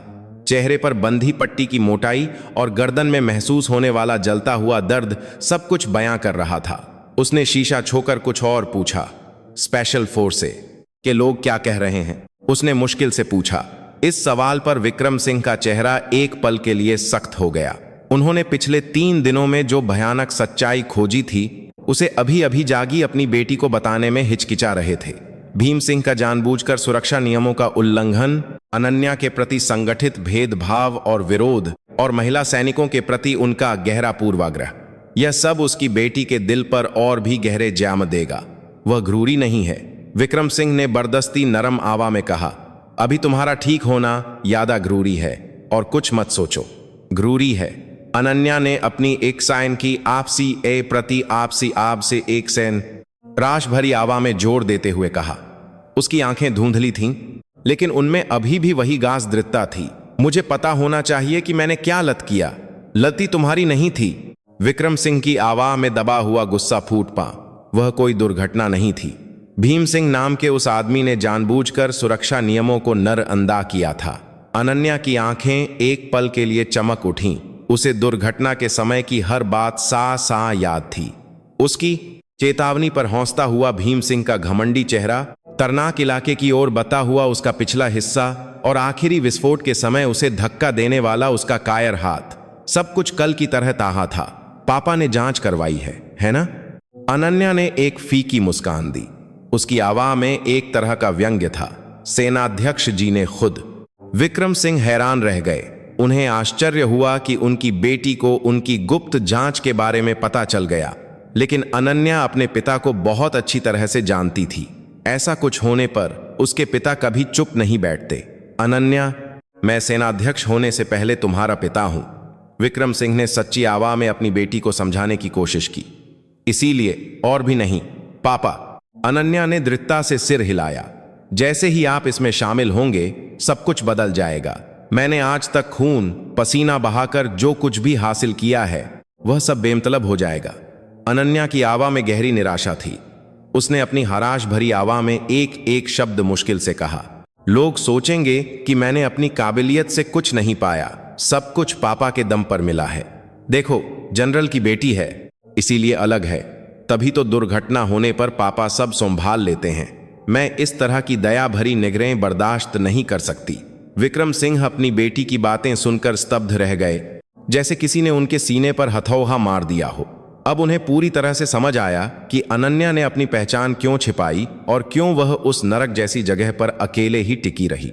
उन्हें एहसास हुआ कि एक सैनिक के रूप में अपनी इत्त और आज़ादी को बनाए रखने की उसकी इच्छा उसके छाड़मों से कहीं ज्यादा गहरी और मजबूत थी, लेकिन इसे ऐसे ही नहीं छोड़ सकते। विक्रम सिंह ने फिर से अपनी आवाज ऊंची की, तुम्हारे साथ जो हुआ वह सरासर भेदभाव और हिंसा है। यह एक अपराध है, मुझे पता है। अनन्या की आंखों में गर्म आंसू भर आए। लेकिन यह मेरा हिस्सा है जिसे मुझे संभालना है। संभालना है? विक्रम सिंह भग गए। सिर औरत होने के कारण भेदभाव सहना और जान गंवाने की नौबत आना, क्या यह तुम्हारा हिस्सा है? यह सही नहीं है, लेकिन यह मेरी समस्या है जिसे मुझे खुद हल करना है। कैसे हल करोगी? तुम अभी बिस्तर पर पही हो और वे लोग यूनिट में आराम से घूम रहे हैं। अनन्या ने बिस्तर से उठने की कोशिश की। उसका अभी तक ठीक न हुआ शरीर दर्द से चिल्ला उठा, लेकिन उसकी इच्छा शक्ति नहीं टूटी। विक्रम सिंह ने तेजी से उसे रोका, लेकिन अनन्या ने अपनी इद नहीं छोड़ी। मैं वापस जाकर उन्हें दिखाऊंगी, अनन्या ने दृढ़ता से कहा। उसकी आंखें जले हुए चेहरे पर और भी ज्यादा चमक रही थीं। मैं इतनी आसानी से टूटने वाली नहीं हूं। यह मैं उन लोगों को दिखाऊंगी जिन्होंने मुझे कुचलने की कोशिश की, और उन सभी लोगों को जो मुझ पर दया कर रहे हैं। मैं अपनी काबिलियत से एक बार फिर यह साबित करूंगी। विक्रम सिंह अपनी बेटी की इस न टूटने वाली इच्छा शक्ति को देखकर एक जटिल भावना में घिर गए। एक तरफ उन्हें गर्व था कि उनकी बेटी इतनी मजबूत है, लेकिन दूसरी तरफ उसका यह सारा बोझ अकेले उठाने का तरीका उन्हें बहुत दुखी और परेशान कर रहा था। अनन्या, यह तुम अकेले नहीं कर सकती। यह एक संगठनात्मक समस्या है जिसे हमारी पूरी सेना को बदलना होगा, इसीलिए यह मुझे ही करना होगा। अनन्या की नहरें फौलादी हो गईं। पापा द्वारा लाया गया बदलाव असली बदलाव नहीं है। ऊपर से थोपा गया बदलाव सिर्फ अस्थायी होता है। वह सिर्फ एक और तात होती है। लोगों की सोच नहीं बदलती। असली बदलाव मेरे जैसे लोगों से शुरू होना चाहिए, जो सबसे नीचे से अपने शरीर से टकराकर लड़ते हैं। विक्रम सिंह ने अपनी बेटी की बातों पर गौर किया। सेनाध्यक्ष की अपार शक्ति से बर्दस्ती बदलाव लाना और मैदान में अपनी क्षमता और इच्छा शक्ति से पूर्वाग्रहों को तोड़ना, इन दोनों में क्या फर्क है? अब उन्हें समझ आया कि उनकी बेटी की सोच कितनी गहरी, यथार्थवादी और दर्दनाक है। उन्हें लगा कि उनका गुस्सा और बदला लेने की इच्छा शायद उनकी बेटी की इस महान लय में एक बाधा बन सकती है। तभी मेजर रोहन वर्मा ने सावधानी से वार्ड का दरवाजा खटखटाया। उसके हाथ में अनन्या के पसंदीदा फलों की एक टोकरी थी। उसने पिता पुत्री के बीच के भारी और जटिल माहौल को भांप लिया और सावधानी से कहा, जनरल साहब, अनन्या स्पेशल फोर्स ब्रिगेड से ओन आया था। वे अनन्या की वापसी के समय के बारे में पूछ रहे थे। वापसी? अनन्या ने तुरंत प्रतिक्रिया दी। कब तक संभव है? डॉक्टरों ने कम से कम 1 महीने के पूर्ण आराम की सलाह दी है, विक्रम सिंह ने दृढ़ता से कहा। लेकिन अनन्या ने सिर हिला दिया। 1 महीना बहुत ज्यादा है। 2 हफ्ते कागी हैं। उसकी बात पर विक्रम सिंह और रोहन दोनों हैरान रह गए। अभी ठीक से बोल भी नहीं पा रही थी, और 2 हफ्तों में उस नरक जैसी जगह पर वापस जाना, यह लगभग आत्महत्या जैसा था। लेकिन अनन्या का इरादा पक्का था, जैसे वह अब और बिस्तर पर पही एक हारी हुई लड़की की तरह दया का पात्र नहीं बनना चाहती थी। उसकी आंखें पहले से ही युद्ध के मैदान में लौटने के लिए तैयार, एक घायल शेरनी की तरह तरनाक रूप से चमक रही थीं। ठीक 2 हफ्ते बाद कैप्टन अनन्या शर्मा ने अस्पताल के सभी डॉक्टरों और अपने पिता की बार बार की मिन्नतों को अनसुना कर आखिरकार स्पेशल फोर्स ब्रिगेड में वापसी की। उसका ऐसला दुस्साहसी था, लेकिन कोई भी उसकी फौलादी इच्छा शक्ति को तोड़ नहीं सका। यूनिट के गेट से घुरते हुए उसका रूप 2 हफ्ते पहले से बिल्कुल अलग था। चेहरे के दाहिने हिस्से से लेकर गर्दन तक फैला लाल निशान हल्के मेकअप से भी नहीं छिप रहा था। यह उसके भयानक अनुभव की एक वेलारे मुहर जैसा था। उसकी आवाज अभी भी जांच भरी थी और पहले वाली साफ और तीखी आवाज कहीं खो गई थी, लेकिन उसकी नगरें दुर्घटना से पहले से भी ज्यादा गहरी और पैनी हो गई थीं, जैसे आग में तपकर और भी मजबूत हुआ स्टील, जिसमें ठंडा गुस्सा और गर्म संकल्प एक साथ धधक रहे थे। जैसे ही वह अपने ऑफिस की इमारत में घुसी, गलियारे से घूरते सभी सैनिकों की नहरें उस पर टिक गईं। उनकी नहरों में हैरानी, घबराहट और थोड़ा सा डर मिला हुआ था। घासकर उसके चेहरे पर सांप दिखने वाला निशान देखने वालों को अनजाने में ही चौंका रहा था, जैसे उसके दर्द की गहराई उस निशान से सीधी महसूस हो रही हो। कैप्टन साहिबा सच में वापस आ गईं। चेहरे का हाडिम तो काही गहरा लग रहा है। पीछे से फुसफुसाहट सुनाई दी, लेकिन अनन्या ने कोई परवाह नहीं की। उसने अपनी कमर सीधी की और बिना किसी हिचकिचाहट के अपने ऑफिस की ओर बाहर गई। ऑफिस पहुंचते ही कर्नल अजय मेहरा ने उसे बुलाया। उनके ऑफिस का दरवाजा खोलकर अंदर आती अनन्या को देखकर कर्नल मेहरा अपने जटिल भावों को छिपा नहीं सके। उनके चेहरे पर मारी और इस मुश्किल स्थिति से बचने की एक अजीब सी इच्छा मिली हुई थी। पिछले 2 हफ्तों से वह सेनाध्यक्ष के अदृश्य दबाव को महसूस करते हुए मामले को संभालने में परेशान थे। कैप्टन अनन्या, इतनी जल्दी वापसी करने की जरूरत नहीं थी। तुम्हारी तबीयत ठीक है? अजय मेहरा ने सावधानी से बात शुरू की। मैं ठीक हूं कर्नल सर, अनन्या ने शांति से जवाब दिया। उसकी आवाज अभी भी घराश भरी थी, लेकिन उसमें कोई घबराहट नहीं थी। लेकिन अब आगे काम का बंटवारा कैसे किया जाए, यह थोड़ा सोचना पड़ेगा, अजय मेहरा ने एक असहज चेहरे से कहा। चेहरे का साध्म भी अभी पूरी तरह से भरा नहीं है और आवाज भी ठीक नहीं है। कुछ समय के लिए मैदानी ट्रेनिंग के बजाय पिछले दफ्तर का प्रशासनिक काम संभालना कैसा रहेगा? यह तुम्हारी सेहत के लिए ही कह रहा हूं। उसका प्रस्ताव ऊपर से तो अनन्या की भलाई के लिए लग रहा था, लेकिन अनन्या उसके मन की बात समझ रही थी। वह सिर्फ सेनाध्यक्ष की बेटी को एक सुरक्षित जगह पर रखकर और कोई समस्या नहीं चाहता था। अगर फिर से कोई दुर्घटना हो गई तो उसका सैन्य जीवन पूरी तरह से तप्म हो सकता था, यह वह अच्छी तरह जानता था। मैं अपना पुराना काम ही करूंगी। अनन्या ने दृढ़ता से उसकी बात काट दी। कर्नल सर, आपकी विशेष कृपा के लिए धन्यवाद, लेकिन मैं इसे स्वीकार नहीं कर सकती। अजय मेहरा हैरान रह गए। उन्होंने सोचा था कि अनन्या उनके प्रस्ताव को तुरंत मान लेगी, लेकिन कैप्टन अनन्या, हकीकत को भी देखो। तुम्हारी अभी की हालत, हकीकत को देखने के बाद ही मैं यह कह रही हूं। अनन्या ने कर्नल अजय मेहरा की आंखों में सीधे देखा। उसकी ठंडी नरों के सामने कर्नल मेहरा की बोलती बंद हो गई। अगर मैं यहां से पीछे हट गई तो मेरे जैसे रास्ते पर चलने वाली हर महिला सैनिक की यही हालत होगी। औरतें यह नहीं कर सकती। दुर्घटना हो जाए तो सिर दर्द है, इसलिए उन्हें आसान काम दो। इस पूर्वाग्रह के सामने मैं खुद झुककर एक मिसाल नहीं बन सकती। उसकी आवाज धीमी थी, लेकिन उसमें एक ऐसा वन था जिसे नकारा नहीं जा सकता था। अजय मेहरा अनन्या की इस न टूटने वाली इच्छा शक्ति के सामने पूरी तरह से हार गए। उसकी नगरों में उन्होंने पच लिया था कि वह अपना फैसला कभी नहीं बदलेगी। आखिरकार वह एक भारी सांस के साथ सिर हिलाने के अलावा कुछ नहीं कर सके। उधर सूबेदार मेजर भीम सिंह अनन्या की वापसी की बर सुनकर बेचैन और बेहद डरा हुआ था। पिछले 2 हफ्तों से वह सेनाध्यक्ष की सीधी जांच टीम से कही पूछताछ झेलते हुए हर दिन कांटों पर गुहार रहा था।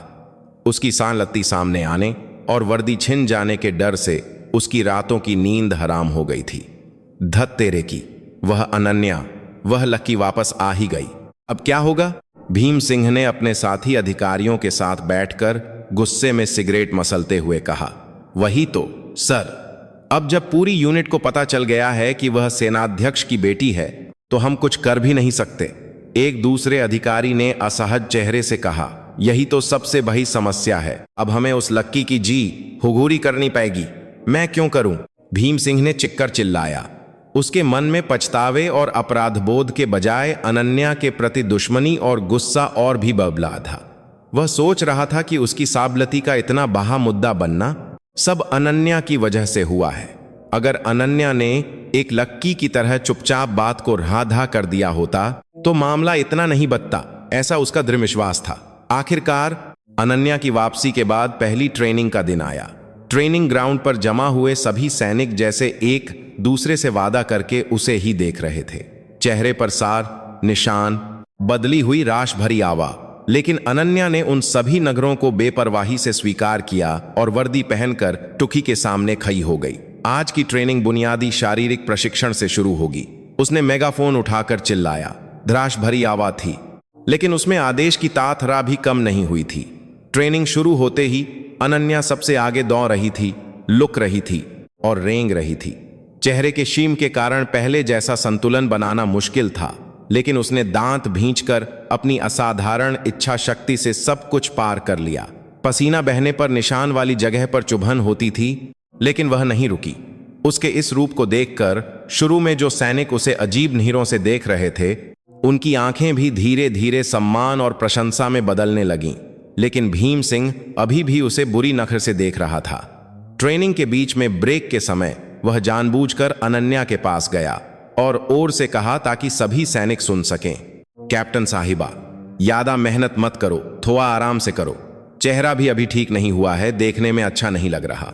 उसकी बात साफ तौर पर एक ताना और उकसावा था। अनन्या उसका इरादा समझ रही थी, लेकिन उसने कोई प्रतिक्रिया नहीं दी। उसने जवाब देने के बजाय और भी ओर से सांस लेते हुए पुश अप्स शुरू कर दिए। 1 2 3। उसके इस रूप को देखकर कुछ सैनिक अब खुले तौर पर भीम सिंह को नाराजगी से देखने लगे थे। ट्रेनिंग तम होने के बाद जब सब बैरकों में चले गए, अनन्या अकेली खाली ट्रेनिंग ग्राउंड में अतिरिक्त अभ्यास कर रही थी। उसे दुर्घटना के कारण कम हुई अपनी शारीरिक क्षमता और गांगअप को जल्द से जल्द पहले जैसा करना था। पसीने से भीगे चेहरे पर लाल निशान और भी सारे चमक रहा था। उसने हार नहीं मानी थी। तभी एक सैनिक चुपचाप उसके पास आया। वह अभी यूनिट में आया एक नया सिपाही प्रवीण कुमार था। उसने आज दिन भर अनन्या को एक चमत्कारी नहर से देखा था और बहुत प्रभावित हुआ था।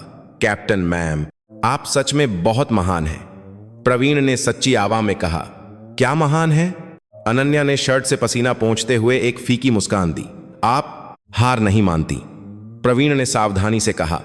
अगर मैं होता तो शायद कब का छो चुका होता। आप इतना न भी करें तो भी कोई आपको कुछ नहीं कहेगा। छो देना ज्यादा आसान है, अनन्या ने खाली ट्रेनिंग ग्राउंड को देखते हुए कहा। लेकिन तब कुछ भी नहीं बदलेगा। अगर मैं यहां हार मान लूं तो मैं खुद से हार जाऊंगी, उन लोगों से हार जाऊंगी जिन्होंने मुझे नीचा दिखाया, और उन लोगों को धोखा दूंगी जो मुझ पर भरोसा करते हैं।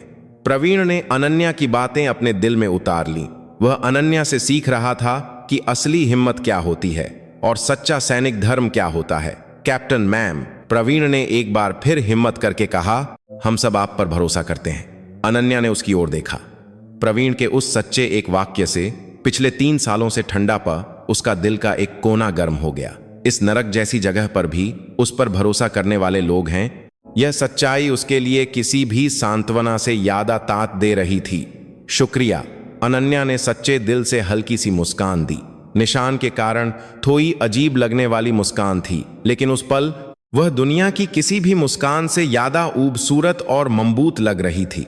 उसकी अकेली लई अब एक नए मोड़ पर आ चुकी थी। कैप्टन अनन्या शर्मा को यूनिट में वापस आए 1 महीना बीत चुका था।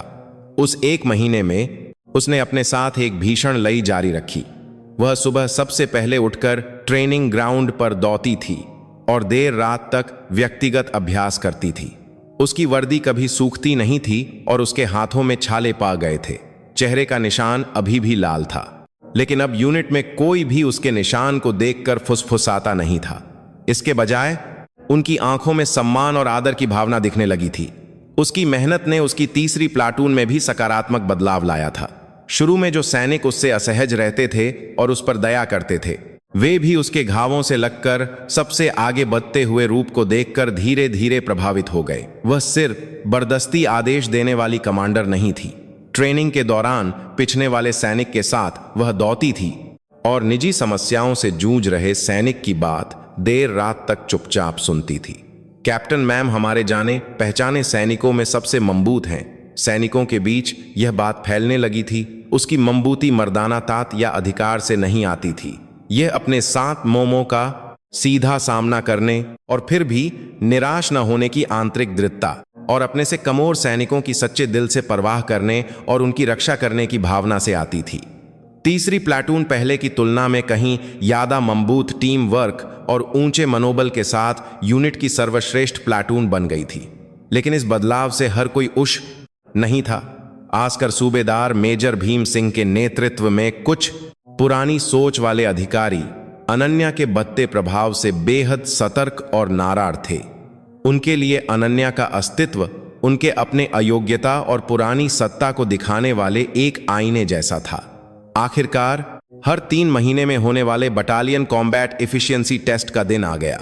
यह सभी प्लाटून की युद्ध तैयारी और ट्रेनिंग के परिणामों का समग्र मूल्यांकन था और प्लाटून कमांडरों के लिए अपनी नेतृत्व क्षमता को साबित करने का सबसे महत्वपूर्ण दिन था। अनन्या ने इस मूल्यांकन पर अपना सब कुछ दांव पर लगा दिया था। यह सिर्फ प्लाटून की ईत का सवाल नहीं था, बल्कि उसकी अपनी ईत और उस पर भरोसा करने वाले सैनिकों की मेहनत को साबित करने की एक परीक्षा थी। मूल्यांकन शुरू होते ही अनन्या की तीसरी प्लाटून एक शरीर की तरह काम कर रही थी। व्यक्तिगत फायरिंग में सभी सैनिकों ने विशेषज्ञ ग्रेड हासिल किया और सामरिक अभ्यास में किसी भी प्लाटून से ज्यादा तेजी और सटीकता से लक्ष्य पर कब्जा किया। गास्कर अंतिम बाधा दौम में अनन्या ने खुद सबसे मुश्किल हिस्से को पार करते हुए सैनिकों का मनोबल बढ़ाया। उसके नेतृत्व में तीसरी प्लाटून ने सभी मूल्यांकन थाओं में लगभग पूरे अंकों के साथ एक तरह प्रदर्शन किया। मूल्यांकनकर्ताओं के रूप में शामिल दूसरे कंपनी कमांडर और सूबेदार मेजर भी हैरान थे। वाह, तीसरी प्लाटून तो कमाल है। कैप्टन अनन्या की नेतृत्व क्षमता असाधारण है। सैनिकों की आंखों में ही गर्क दिख रहा है। यह बर्दाश्ती से नहीं हो सकता। कमांडर पर पूर्ण विश्वास के बिना यह असंभव है। लेकिन मूल्यांकन के दौरान सूबेदार मेजर भीम सिंह का चेहरा और भी ज्यादा बिगता जा रहा था। उसकी प्लाटून ने हमेशा की तरह औसत प्रदर्शन किया था। अनन्या की प्लाटून का यह उत्तम प्रदर्शन उसके स्वाभिमान पर एक अमिट घाव छोड़ रहा था। मूल्यांकन के परिणाम की गणना के दौरान भीम सिंह अपने साथियों के साथ अपनी नारागी आहिर कर रहा था। कुछ गब है ना?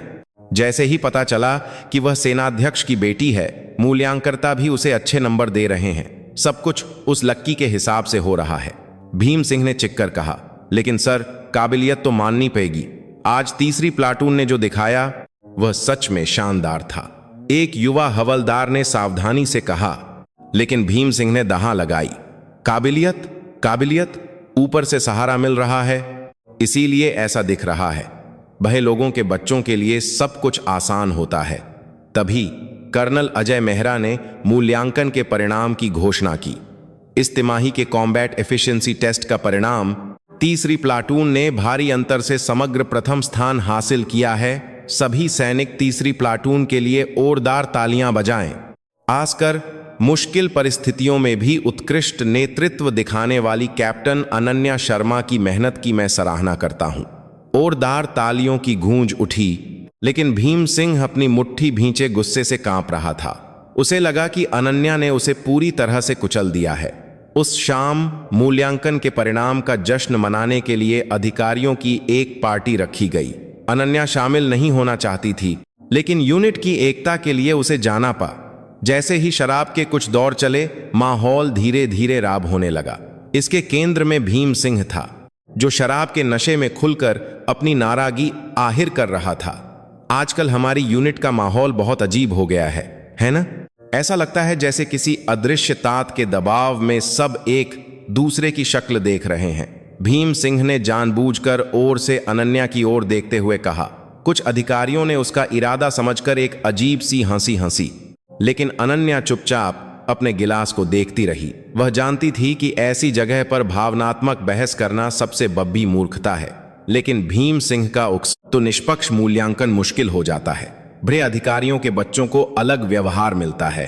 शायद यही इस सेना का नियम है। उसकी बात पर शोरगुल वाली पार्टी में अचानक सन्नाटा छा गया। सभी की नहरें अनन्या की प्रतिक्रिया देखने के लिए उस पर टिक गईं। अनन्या ने एक गहरी सांस ली और धीरे से मुंह खोला। उसकी आवाज शांत थी, लेकिन उसमें बर जैसी ठंडक थी। सूबेदार मेजर साहब, क्या आपको लगता है कि आज मुझे मिला मूल्यांकन निष्पक्ष नहीं था? उसके सीधे सवाल पर भीम सिंह एक पल के लिए घबरा गया। अरे, मेरा मतलब वह नहीं था। तो फिर आप क्या कहना चाहते हैं? कृपया सा बताइए। क्या आप यह कहना चाहते हैं कि मुझे कोई विशेष व्यवहार मिला? अनन्या की आवाज अभी भी शांत लेकिन दृढ़ थी। उसने अब और चुप न रहने का फैसला किया था। नशे में धुत भीम सिंह ने अपनी आवाज ऊंची की। सा कहूं तो जब से पता चला है कि तुम्हारे पिता सेनाध्यक्ष हैं, सब कुछ बदल गया है। मूल्यांकन, व्यवहार, यहां तक कि कर्नल साहब का तुम्हारे प्रति रवैया भी। क्या तुम इससे इनकार कर सकती हो? अनन्या धीरे धीरे अपनी जगह से उठी। उसके चेहरे पर गुस्से से ज्यादा गहरी निराशा थी। सूबेदार मेजर साहब, मैं जानना चाहती हूं कि आपकी नगर में यह निष्पक्षता क्या है, अनन्या ने कहा। क्या आपको लगता है कि पिछले 3 सालों में मैंने इस यूनिट में जो खून पसीना बहाया है वह सब सिर्फ मेरी पृष्ठभूमि के कारण था?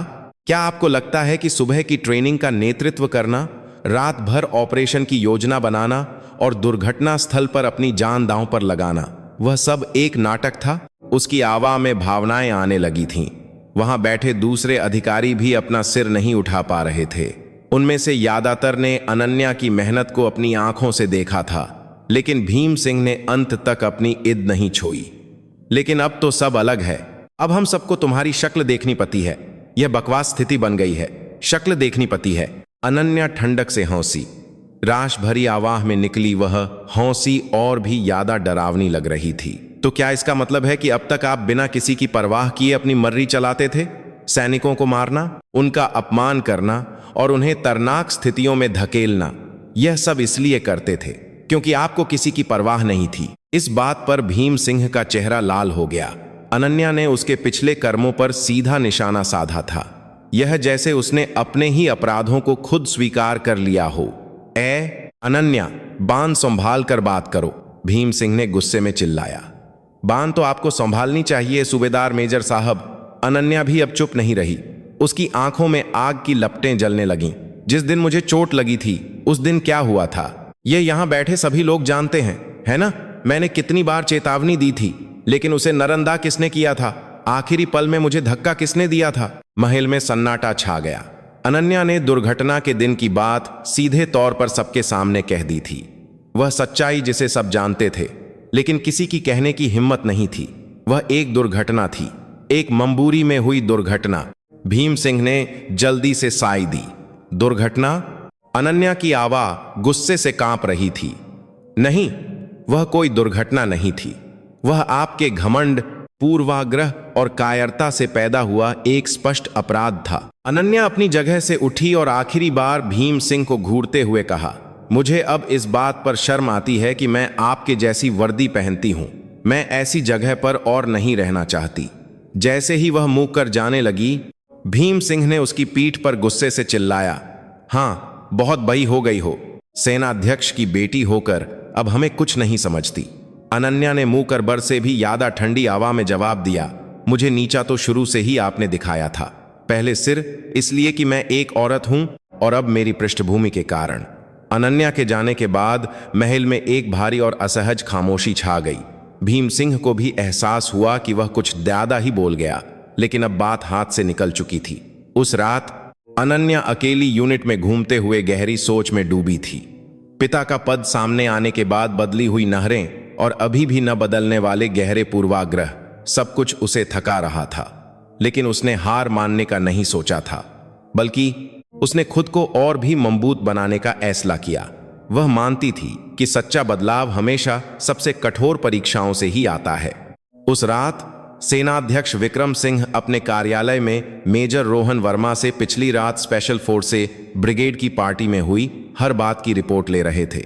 सूबेदार मेजर भीम सिंह के नशे में दिए गए अपमानजनक बयान, अनन्या को सेनाध्यक्ष की बेटी कहकर सार्वजनिक रूप से उसका मजाक उड़ाना और आखिर में अनन्या का दुर्घटना के दिन की सच्चाई को सीधे तौर पर कहकर उसका सामना करना, उस तनावपूर्ण स्थिति के बारे में सब कुछ। रिपोर्ट सुनते समय विक्रम सिंह चुपचाप खिड़की से बाहर अंधेरे रात के नहारे को देखते रहे। उनके चेहरे पर कोई भाव नहीं था, लेकिन उनके पीछे खड़ा रोहन महसूस कर सकता था। उनकी खामोशी में कार्यालय की पूरी हवा बर की तरह जम रही थी और वह शांति एक बब्बे ज्वालामुखी के फटने से पहले की अशुभ खामोशी जैसी थी। उसने क्या कहा? आखिरकार विक्रम सिंह ने धीमी आवाज में पूछा। उनकी आवाज इतनी ठंडी और सूखी थी कि सुनने वाले की रीढ़ में सिहरन दौड़ जाए। उसने कहा कि सेनाध्यक्ष की बेटी होने के कारण उसे विशेष व्यवहार मिल रहा है और यह बात उसने सभी अधिकारियों के सामने सार्वजनिक रूप से कहकर कैप्टन अनन्या का अपमान किया। रोहन ने सावधानी से रिपोर्ट दी और वह यह भी कह रहा है कि अनन्या की दुर्घटना उसकी गलती नहीं, बल्कि एक मंबूरी में हुई दुर्घटना थी। विक्रम सिंह की मुट्ठी उनके सामने रखी मोटी लकीर की में पर पई। भारी में चीखते हुए जोर से हिली, जैसे कार्यालय की हर चीज उस आवाज से कांप उठी हो। जीवन भर ठंडक और तर्क से खुद को नियंत्रित करने वाले वह इस बार और बर्दाश्त नहीं कर सके। 30 साल से ज्यादा वर्दी पहनने के दौरान उन्होंने कभी ऐसा खून खौला देने वाला गुस्सा महसूस नहीं किया था। अब और बर्दाश्त नहीं होगा। विक्रम सिंह अपनी जगह से उठ खड़े हुए, उनकी आंखें गुस्से से जल रही थीं। अभी स्पेशल फोर्स से ब्रिगेड चलो। जनरल साहब 1 मिनट प्लीज शांत हो जाइए, रोहन ने तेजी से उनका रास्ता रोकते हुए कहा। कैप्टन अनन्या ने कहा था कि वह नहीं चाहती कि आप सीधे तौर पर शामिल हों। अनन्या क्या चाहती है यह अब जरूरी नहीं है। विक्रम सिंह की नगरें तलवार की तरह चमक उठीं। यह अब अनन्या का व्यक्तिगत मामला नहीं है, यह हमारी सेना के अनुशासन का मामला है और इस सजी हुई मानसिकता को ठीक करने का न्याय का मामला है। मेरी बेटी ने, इस देश की एक अधिकारी ने जो दर्द अपने शरीर पर झेला है, उसे मैं एक पिता के रूप में और इस सेना के सर्वोच्च कमांडर के रूप में अब और चुपचाप नहीं देख सकता। उन्होंने अब और कोई हिचकिचाहट नहीं दिखाई अपनी बेटी की उस बहादुर इच्छा का कि वह सब कुछ अकेले संभालेगी। उन्होंने पूरा सम्मान किया था, लेकिन संगठन के स्तर पर ऐसे स्पष्ट अपराध और अन्याय को नगरंदा करना उनके जीवन भर के सैनिक धर्म को खुद ही धोखा देने जैसा था। आस्कर भीम सिंह का व्यवहार अब एक इंसान के रूप में बर्दाश्त की सीमा को पार कर चुका था। गाही तैयार करो, विक्रम सिंह ने दृढ़ता से आदेश दिया। उनकी आवा में किसी भी विरोध की कोई गुंजाइश नहीं थी। जनरल साहब, फिर भी एक योजना बनाकर आधिकारिक प्रक्रिया से, रोहन ने एक बार फिर उन्हें रोकने की कोशिश की, लेकिन विक्रम सिंह ने अपना फैसला कर लिया था। योजना की जरूरत नहीं है, मैं अभी जाकर उन कीहे मकोगों की मानसिकता को खुद ठीक करूंगा। 1 घंटे बाद सेनाध्यक्ष की काली कमांड कार अंधेरे को चीरती हुई बिजली की तरह स्पेशल फोर्स से ब्रिगेड के गेट से घूरी। सेनाध्यक्ष के इस औचक रात के दौरे से पूरी यूनिट में हकंप मच गया। ड्यूटी पर मौजूद कर्नल अजय मेहरा पायजामे में ही दौड़ते हुए उन्हें लेने आए, लेकिन विक्रम सिंह का ठंडा चेहरा देखते ही उन्हें एहसास हो गया कि कुछ बहुत बड़ी गंभ हो गई है। जनरल साहब, इतनी रात को अचानक? अजय मेहरा ने घबराते हुए कमर झुकाई। अचानक क्या? विक्रम सिंह ने गहाई से उतरते हुए बर जैसी ठंडी आवाज में कहा। मैं अपनी यूनिट में कभी भी आऊं, इसमें अजीब क्या है? जी जनरल साहब। अजय मेहरा का पसीना छूट रहा था। सूबेदार मेजर भीम सिंह अभी कहाँ है?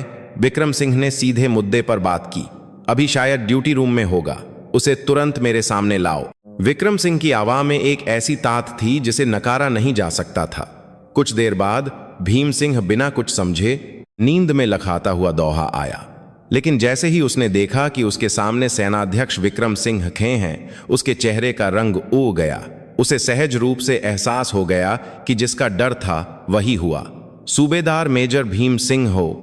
विक्रम सिंह ने एकदम उसकी ओर बढ़ते हुए थे से पूछा। जी सर, भीम सिंह ने सत्य मुद्रा में सलामी दी।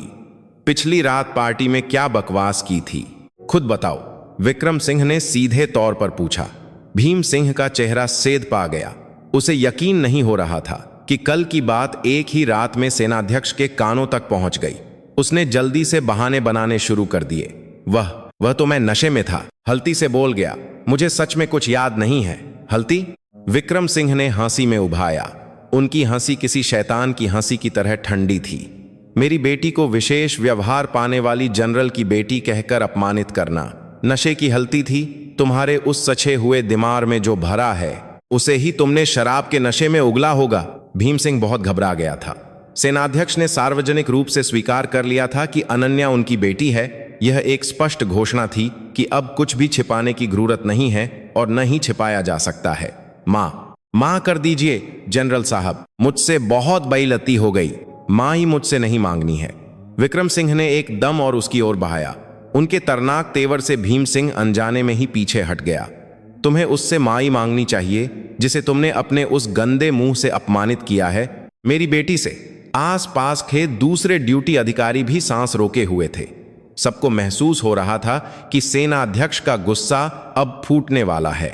तभी शोर सुनकर दौही आई अनन्या वहां पहुंची। पिता के यूनिट में आने की बर सुनकर वह तेजी से भागी थी। उसके चेहरे पर घबराहट और चिंता थी। पापा, आप यहां क्यों आए? अनन्या ने तेही से पूछा। क्या मेरे आने की कोई वजह नहीं होनी चाहिए? विक्रम सिंह ने अपनी बेटी की ओर मुड़ कर कहा। मेरी बेटी इस यूनिट में हर तरह का अपमान और अन्याय सह रही है और मैं एक पिता के रूप में इसे और चुपचाप नहीं देख सकता। अनन्या ने भीम सिंह का पीला चेहरा देखा और फिर अपने पिता की गुस्से से भरी आंखें। उसे अंदाजा हो गया था कि क्या हो रहा है। पापा प्लीज ऐसा मत कीजिए। अनन्या ने अपने पिता का हाथ पका। यह मामला मैं संभाल सकती हूं। संभाल सकती हो? विक्रम सिंह की आवाज फट पई। 3 साल से इस नरक जैसी जगह पर जो सहती आई हो वह तुम संभाल सकती हो। तुम्हारे चेहरे पर जो अमिट निशान रह गया है, तुम्हारी आवाज जो छीन ली गई है, क्या वह सब तुम संभाल सकती हो? आस पास के सभी लोग सांस रोके देख रहे थे। यह सिर्फ सेनाध्यक्ष और उनकी बेटी के बीच की बात नहीं थी। यह इस सेना के संगठन के अंदर गहरे दबे हुए घाव को उजागर करने वाला एक बहुत ही महत्वपूर्ण और प्रतीकात्मक क्षण था।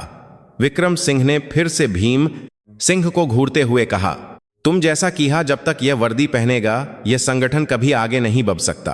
तुम सैनिक के नाम पर एक धब्बा हो जनरल साहब। लेकिन भीम सिंह ने मुश्किल से कुछ कहने की कोशिश की, लेकिन विक्रम सिंह ने हाथ से उसे रोक दिया। चुप रहो, तुम्हें सिर माई मांगने की इजाजत है।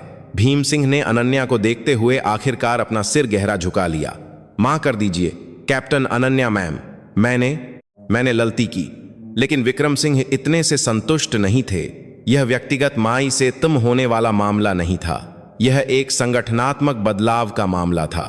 कर्नल अजय मेहरा, विक्रम सिंह ने शेर की तरह दहा लगाई। जी जनरल साहब, अजय मेहरा ने सख्ती से जवाब दिया। यह इस यूनिट का अनुशासन है। महिला सैनिकों के प्रति भेदभाव और यह गहरा पूर्वाग्रह इतना फैला हुआ है और तुम कमांडर होकर अब तक अनजान बने रहे। मां कर दीजिए सर, यह पूरी तरह से मेरी लापरवाही है। अजय मेहरा ने सिर झुकाया। मागी मांगने से यह हल नहीं होगा। विक्रम सिंह का गुस्सा आखिरकार फूट पा। मैं अभी इस पूरी यूनिट को शुरू से आखिर तक पूरी तरह से फिर से ठीक करूंगा। कल से रक्षा मंत्रालय की विशेष जांच शुरू होगी। इस यूनिट की सज्जी हुई परंपराओं और संस्कृति को मैं खुद जब से उखाड़ फेंकूंगा। अनन्या ने अपने पिता को रोकने की कोशिश की, लेकिन अब बहुत देर हो चुकी थी। पिता का गुस्सा अब एक ऐसा बहा-तूफान बन चुका था जिसे कोई नहीं रोक सकता था और वह पूरी स्पेशल फोर्स से ब्रिगेड को निगलने के लिए तैयार था। सेनाध्यक्ष विक्रम सिंह का गुस्सा सिर्फ एक चीख पर खत्म नहीं हुआ। उनकी उस रात की यात्रा के बाद सेना के इतिहास में अभूतपूर्व रक्षा मंत्रालय की एक सीधी विशेष संयुक्त जांच टीम स्पेशल फोर्स से ब्रिगेड में पहुंची। थल सेना, नौसेना और वायुसेना के सर्वश्रेष्ठ जांच अधिकारियों से बनी यह टीम किसी भी बाहरी दबाव के बिना किसी भेदभाव के जांच शुरू करने के सेनाध्यक्ष के सख्त आदेश पर काम कर रही थी। यूनिट के सभी प्रवेश द्वार सख्ती से बंद कर दिए गए और शांत यूनिट पल भर में एक बब्बी जांचशाला में बदल गई। जांच टीम ने सभी सैनिकों और अधिकारियों के साथ एक बब्बी करके गोपनीयता की गारंटी के साथ साक्षात्कार किए। शुरू में जो लोग बदले की कार्रवाई से डरकर चुप थे, वे भी जब सेनाध्यक्ष ने खुद यूनिट में एक अस्थायी कार्यालय स्थापित किया और जांच का नेतृत्व करते हुए घोषणा की कि सभी सूचना देने वालों की पहचान की रक्षा मैं खुद करूंगा, तो आखिरकार हिम्मत जुटाने लगे। कैप्टन अनन्या शर्मा और सिपाही प्रवीण कुमार की साहसी गवाही के साथ डर के मारे अब तक न कही गई अनगिनत क्रूरता और अन्याय की कहानियां बा की तरह सामने आने लगीं। सूबेदार मेजर भीम सिंह हमें छुट्टी से लौटते समय निजी सामान खरीदने के लिए मजबूर करते थे। अगर हम कहते कि पैसे नहीं हैं, तो वह गालियां देते हुए कहते थे, अपने माँ बाप से मांगकर लाओ, नालायकों। एक दूसरे सूबेदार जब उनकी ट्रेनिंग का प्रदर्शन खराब होता था तो उसका गुस्सा हम पर निकालते थे। रात में बैरक में बुलाकर घंटों तक अपमानजनक बातें करते थे और सोने नहीं देते थे। जब हमने इन बातों को शिकायत पेटी में लिखा तो कर्नल साहब ने सब कुछ दबा दिया। उल्टा शिकायत करने वाले को ढूंढने की कोशिश की गई और उसे यूनिट की एकता को तोड़ने वाला गद्दार करार दिया गया। सच्चाई भयानक थी। सूबेदार मेजर भीम सिंह की आदतन मारपीट के अलावा दूसरे अधिकारियों की गालियां और अपमान और कर्नल अजय मेहरा द्वारा संगठित रूप से मामले को दबाने और जिम्मेदारी से बचने की कोशिशें। यह सर्वश्रेष्ठ स्पेशल फोर्स यूनिट बाहर से जितनी मजबूत दिखती थी, अंदर से उतनी ही सजी हुई थी। जांच टीम की तलवार थी।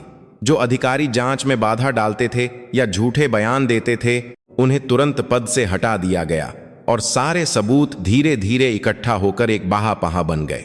आस्कर सूबेदार मेजर भीम सिंह के अपराध तो खोदने पर खत्म ही नहीं हो रहे थे। यह भी सामने आया कि वह पिछली यूनिटों में भी इसी तरह की समस्याओं के लिए कई बार चर्चा में आया था, लेकिन हर बार चालाकी से कानून के शिकंजे से बच निकला था। आखिरकार 1 महीने की कही जांच थम हुई। सेनाध्यक्ष विक्रम सिंह ने जांच के परिणाम की रिपोर्ट ली और संबंधित लोगों को सलाह देने के लिए अनुशासनात्मक समिति की अध्यक्षता की। समिति के सामने पेश हुए सूबेदार मेजर भीम सिंह पूरी तरह से टूट चुके थे।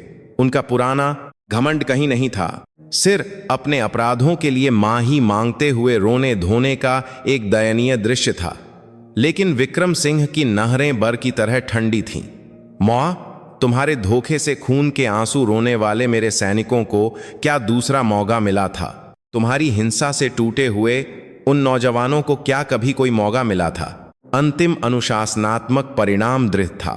सूबेदार मेजर भीम सिंह को बरास्तगी यानी अपमानजनक रूप से अनिवार्य सेवानिवृत्ति दी गई और सैन्य अदालत में भेजा गया, जहां उसे मारपीट और पद के दुरुपयोग के आरोप में जेल की सजा सुनाई गई। नेतृत्व की जिम्मेदारी से भागने वाले कर्नल अजय मेहरा को भी पद से हटा दिया गया और दूसरे दोषी अधिकारियों को भी सस्पेंशन और डिमोशन जैसी सजा मिली। विक्रम सिंह का गुस्सा सिर्फ कुछ लोगों को सहा देने पर थम नहीं हुआ। उन्होंने इस घटना को एक अवसर के रूप में इस्तेमाल करते हुए पूरी सेना की संस्कृति को जैसे बदलने के लिए सुधार शुरू किया। उन्होंने रक्षा मंत्री से सीधे बात करके सैन्य संस्कृति नवाचार समिति का गठन करवाया। इस समिति में सेना के बाहर के मानवाधिकार विशेषज्ञ और नागरिक संगठन भी शामिल थे और यह सेना के अंदर के अन्याय की निगरानी करने और सुधार करने वाली एक स्वतंत्र संस्था के रूप में काम करने लगी। इसके अलावा कमांडरों के मूल्यांकन में सैनिक मानवाधिकार संरक्षण और संचार क्षमता को सबसे महत्वपूर्ण मानदंड बनाया गया और समस्या होने पर उसे छिपाने या कम करने की कोशिश करने वाले कमांडरों पर, चाहे उनका पद कुछ भी हो, कठोर जिम्मेदारी तय करने के लिए 1 स्ट्राइक आउट प्रणाली शुरू की गई। यह घटना मीडिया में बड़े पैमाने पर रिपोर्ट की गई और 4 सितारों वाले पिता के आंसू शीर्षक से पूरे देश में एक भावनात्मक प्रतिक्रिया पैदा हुई। इस घटना के बाद सेना के अंदर के अन्याय की शिकायत के लिए एक गुमनाम शिंगो प्रणाली को रक्षा मंत्रालय के हेल्पलाइन में एकीकृत कर और भी मजबूत बनाया गया और पूरी सेना में सैन्य संस्कृति पर एक बहा सर्वेक्षण किया गया। विक्रम सिंह का गुस्सा सिर्फ एक पिता का अपनी बेटी के लिए बदला नहीं था, यह एक सूंघे हुए सैन्य संगठन के घाव को काटकर और यह सुनिश्चित करने के लिए कि भविष्य में कोई और दुहखी पिता या कोई और अन्याय का शिकार बेटा बेटी न हो, एक सैनिक की अंतिम निष्ठा से भरा एक महान सुधार का संकेत था। स्पेशल फोर्सेस ब्रिगेड का माहौल धीरे धीरे लेकिन निश्चित रूप से बदल रहा था। सैनिक अब अधिकारियों से एक तरह डरते नहीं थे और उनकी आंखों में पहले न देखी गई एक हल्की सी उम्मीद की किरण चमकने लगी थी। अस्थायी रूप से कमांडर का पद संभालने वाले एक युवा मेजर ने हर शाम सैनिकों के साथ बातचीत का समय शुरू किया। दोस्तों, मुझे माफ कर दो और धन्यवाद, तुम्हारी हिम्मत इस यूनिट को बदल रही है। अब से इस यूनिट में तुम्हारे मानवाधिकारों को कुचला नहीं जाएगा और तुम्हारी ईद पर कोई दाग नहीं लगेगा।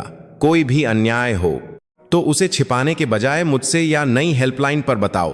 तुम्हारी रक्षा करना एक कमांडर के रूप में मेरा सबसे पहला और महत्वपूर्ण कर्तव्य है। एक पिता के आंसू और गुस्से से शुरू हुई एक छोटी सी लहर अब पूरी सेना को स्वस्थ बनाने वाली एक बब्बी लहर बन गई थी, जो सबसे नीचे से लेकर सबसे ऊपर तक और शोर से फैल रही थी।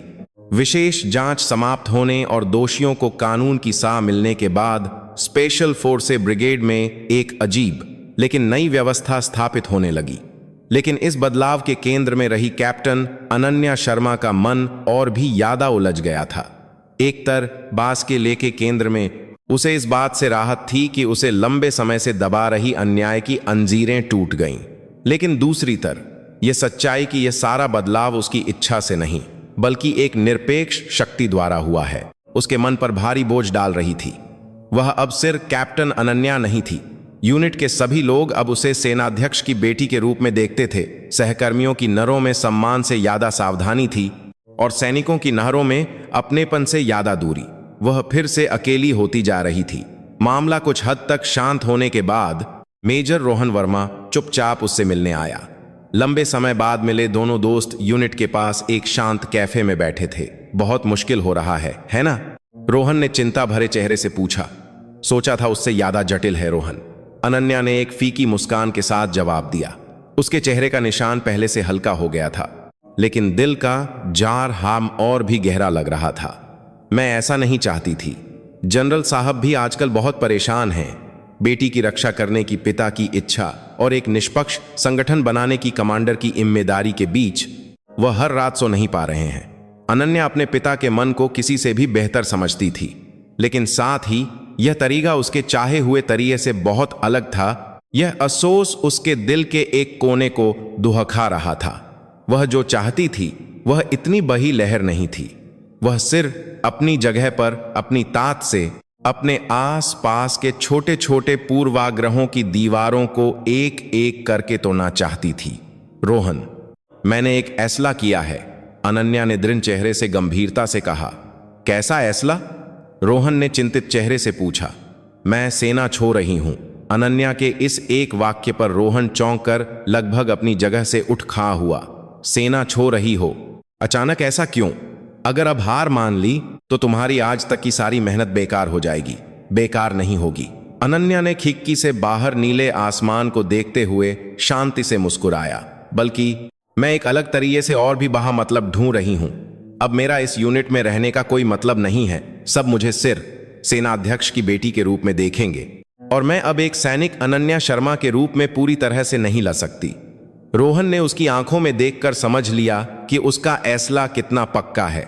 वह दुहखी था, लेकिन अब उसे और नहीं रोक सकता था। वह पहले ही एक नए युद्ध के मैदान की ओर बढ़ने के लिए तैयार थी। उस शाम अनन्या अपने पिता से मिलने के लिए सेनाध्यक्ष के आवास पर गई। लंबे समय बाद आमने सामने बैठे पिता पुत्री कुछ देर तक चुपचाप एक दूसरे को देखते रहे। पापा, आपने बहुत मेहनत की। अनन्या ने पहले चुप्पी तोड़ी। मेहनत कैसी? मैंने सिर्फ अपना कर्तव्य निभाया है, विक्रम सिंह ने अपनी बेटी के चेहरे के निशान को दुहक भरी नजरों से देखते हुए कहा। लेकिन पापा, मैं सच में ऐसा नहीं चाहती थी। मुझे पता है, विक्रम सिंह ने भारी आवाज में कहा। शायद मैंने ज्यादा जल्दबाजी कर दी। मुझे तुम्हारे मन को थो और समझना चाहिए था। जल्दबाजी नहीं पापा, बस हमारे रास्ते अलग थे। अनन्या ने अपने पिता का हाथ पकड़ते हुए कहा। आप ऊपर से सेना को बदलना चाहते थे, लेकिन मेरा मानना है कि सच्चा बदलाव नीचे से शुरू होता है। इसीलिए अब मैं वर्दी उतार रही हूं। अनन्या ने अपने पिता को अपनी नई योजना बताई। वह रक्षा मंत्रालय के अधीन रक्षा नीति अनुसंधान संस्थान में जाकर लिंग या शारीरिक क्षमता के भेदभाव के बिना सभी सैनिकों को निष्पक्ष रूप से प्रशिक्षित और मूल्यांकित करने के लिए एक वैज्ञानिक प्रशिक्षण प्रणाली पर शोध करना चाहती थी। वह मैदान में सीधे लड़ने वाले कमांडर के बजाय पूरी सेना के भविष्य के लिए नीतियां और प्रणालियां बनाने वाले एक नीति विशेषज्ञ के रूप में एक नई लड़ाई शुरू करना चाहती थी। विक्रम सिंह अपनी बेटी की योजना सुनकर शुरू में तो हैरान रह गए, लेकिन फिर उसकी गहरी सोच और व्यापक दृष्टि से प्रभावित हुए।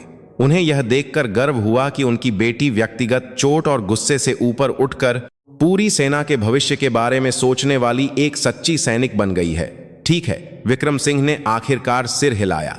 अगर यह तुम्हारा चुना हुआ रास्ता है तो एक पिता के रूप में मैं हमेशा तुम पर विश्वास करूंगा और तुम्हारा समर्थन करूंगा। जाओ और जिस सेना का तुम सपना देखती हो उसे अपने हाथों से बनाओ। कुछ महीने बाद अनन्या ने शांति से सेवानिवृत्ति ले ली। कोई भव्य समारोह नहीं हुआ, लेकिन उसके सच्चे अनुयायी, तीसरी प्लाटून के सैनिक और उसके कुछ साथी जो उसके पक्ष में थे, उसके नए सर की शुभकामना देने के लिए मौजूद थे। सिपाही प्रवीण कुमार सहित उसके सैनिकों ने रोते हुए उससे विदाई ली। मैम, क्या आप सच में जा रही हैं? जा नहीं रही, अनन्या ने उनके कंधों पर थपकी देते हुए मुस्कुराया। मैं सिर एक दूसरे युद्ध के मैदान में जा रही हूं, एक बही जगह पर सबके लिए लड़ाई जारी रखूंगी। अनन्या ने यूनिट छोड़ते समय आखिरी बार गेट की ओर देखा। वहां उसके पिता द्वारा लगाया गया एक नया बैनर हवा में शान से लहरा रहा था। सच्चा सैनिक वह है जो अपने से कमोर की रक्षा करता है। उसकी कहानी का अब दूसरा अध्याय शुरू हो रहा था।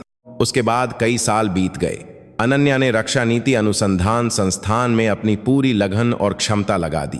उसने लिंग और व्यक्तिगत शारीरिक क्षमता के अंतर का वैज्ञानिक विश्लेषण किया और उसके आधार पर एक अनुकूलित प्रशिक्षण कार्यक्रम विकसित किया। उसका शोध सिर्फ महिला सैनिकों तक ही सीमित नहीं था।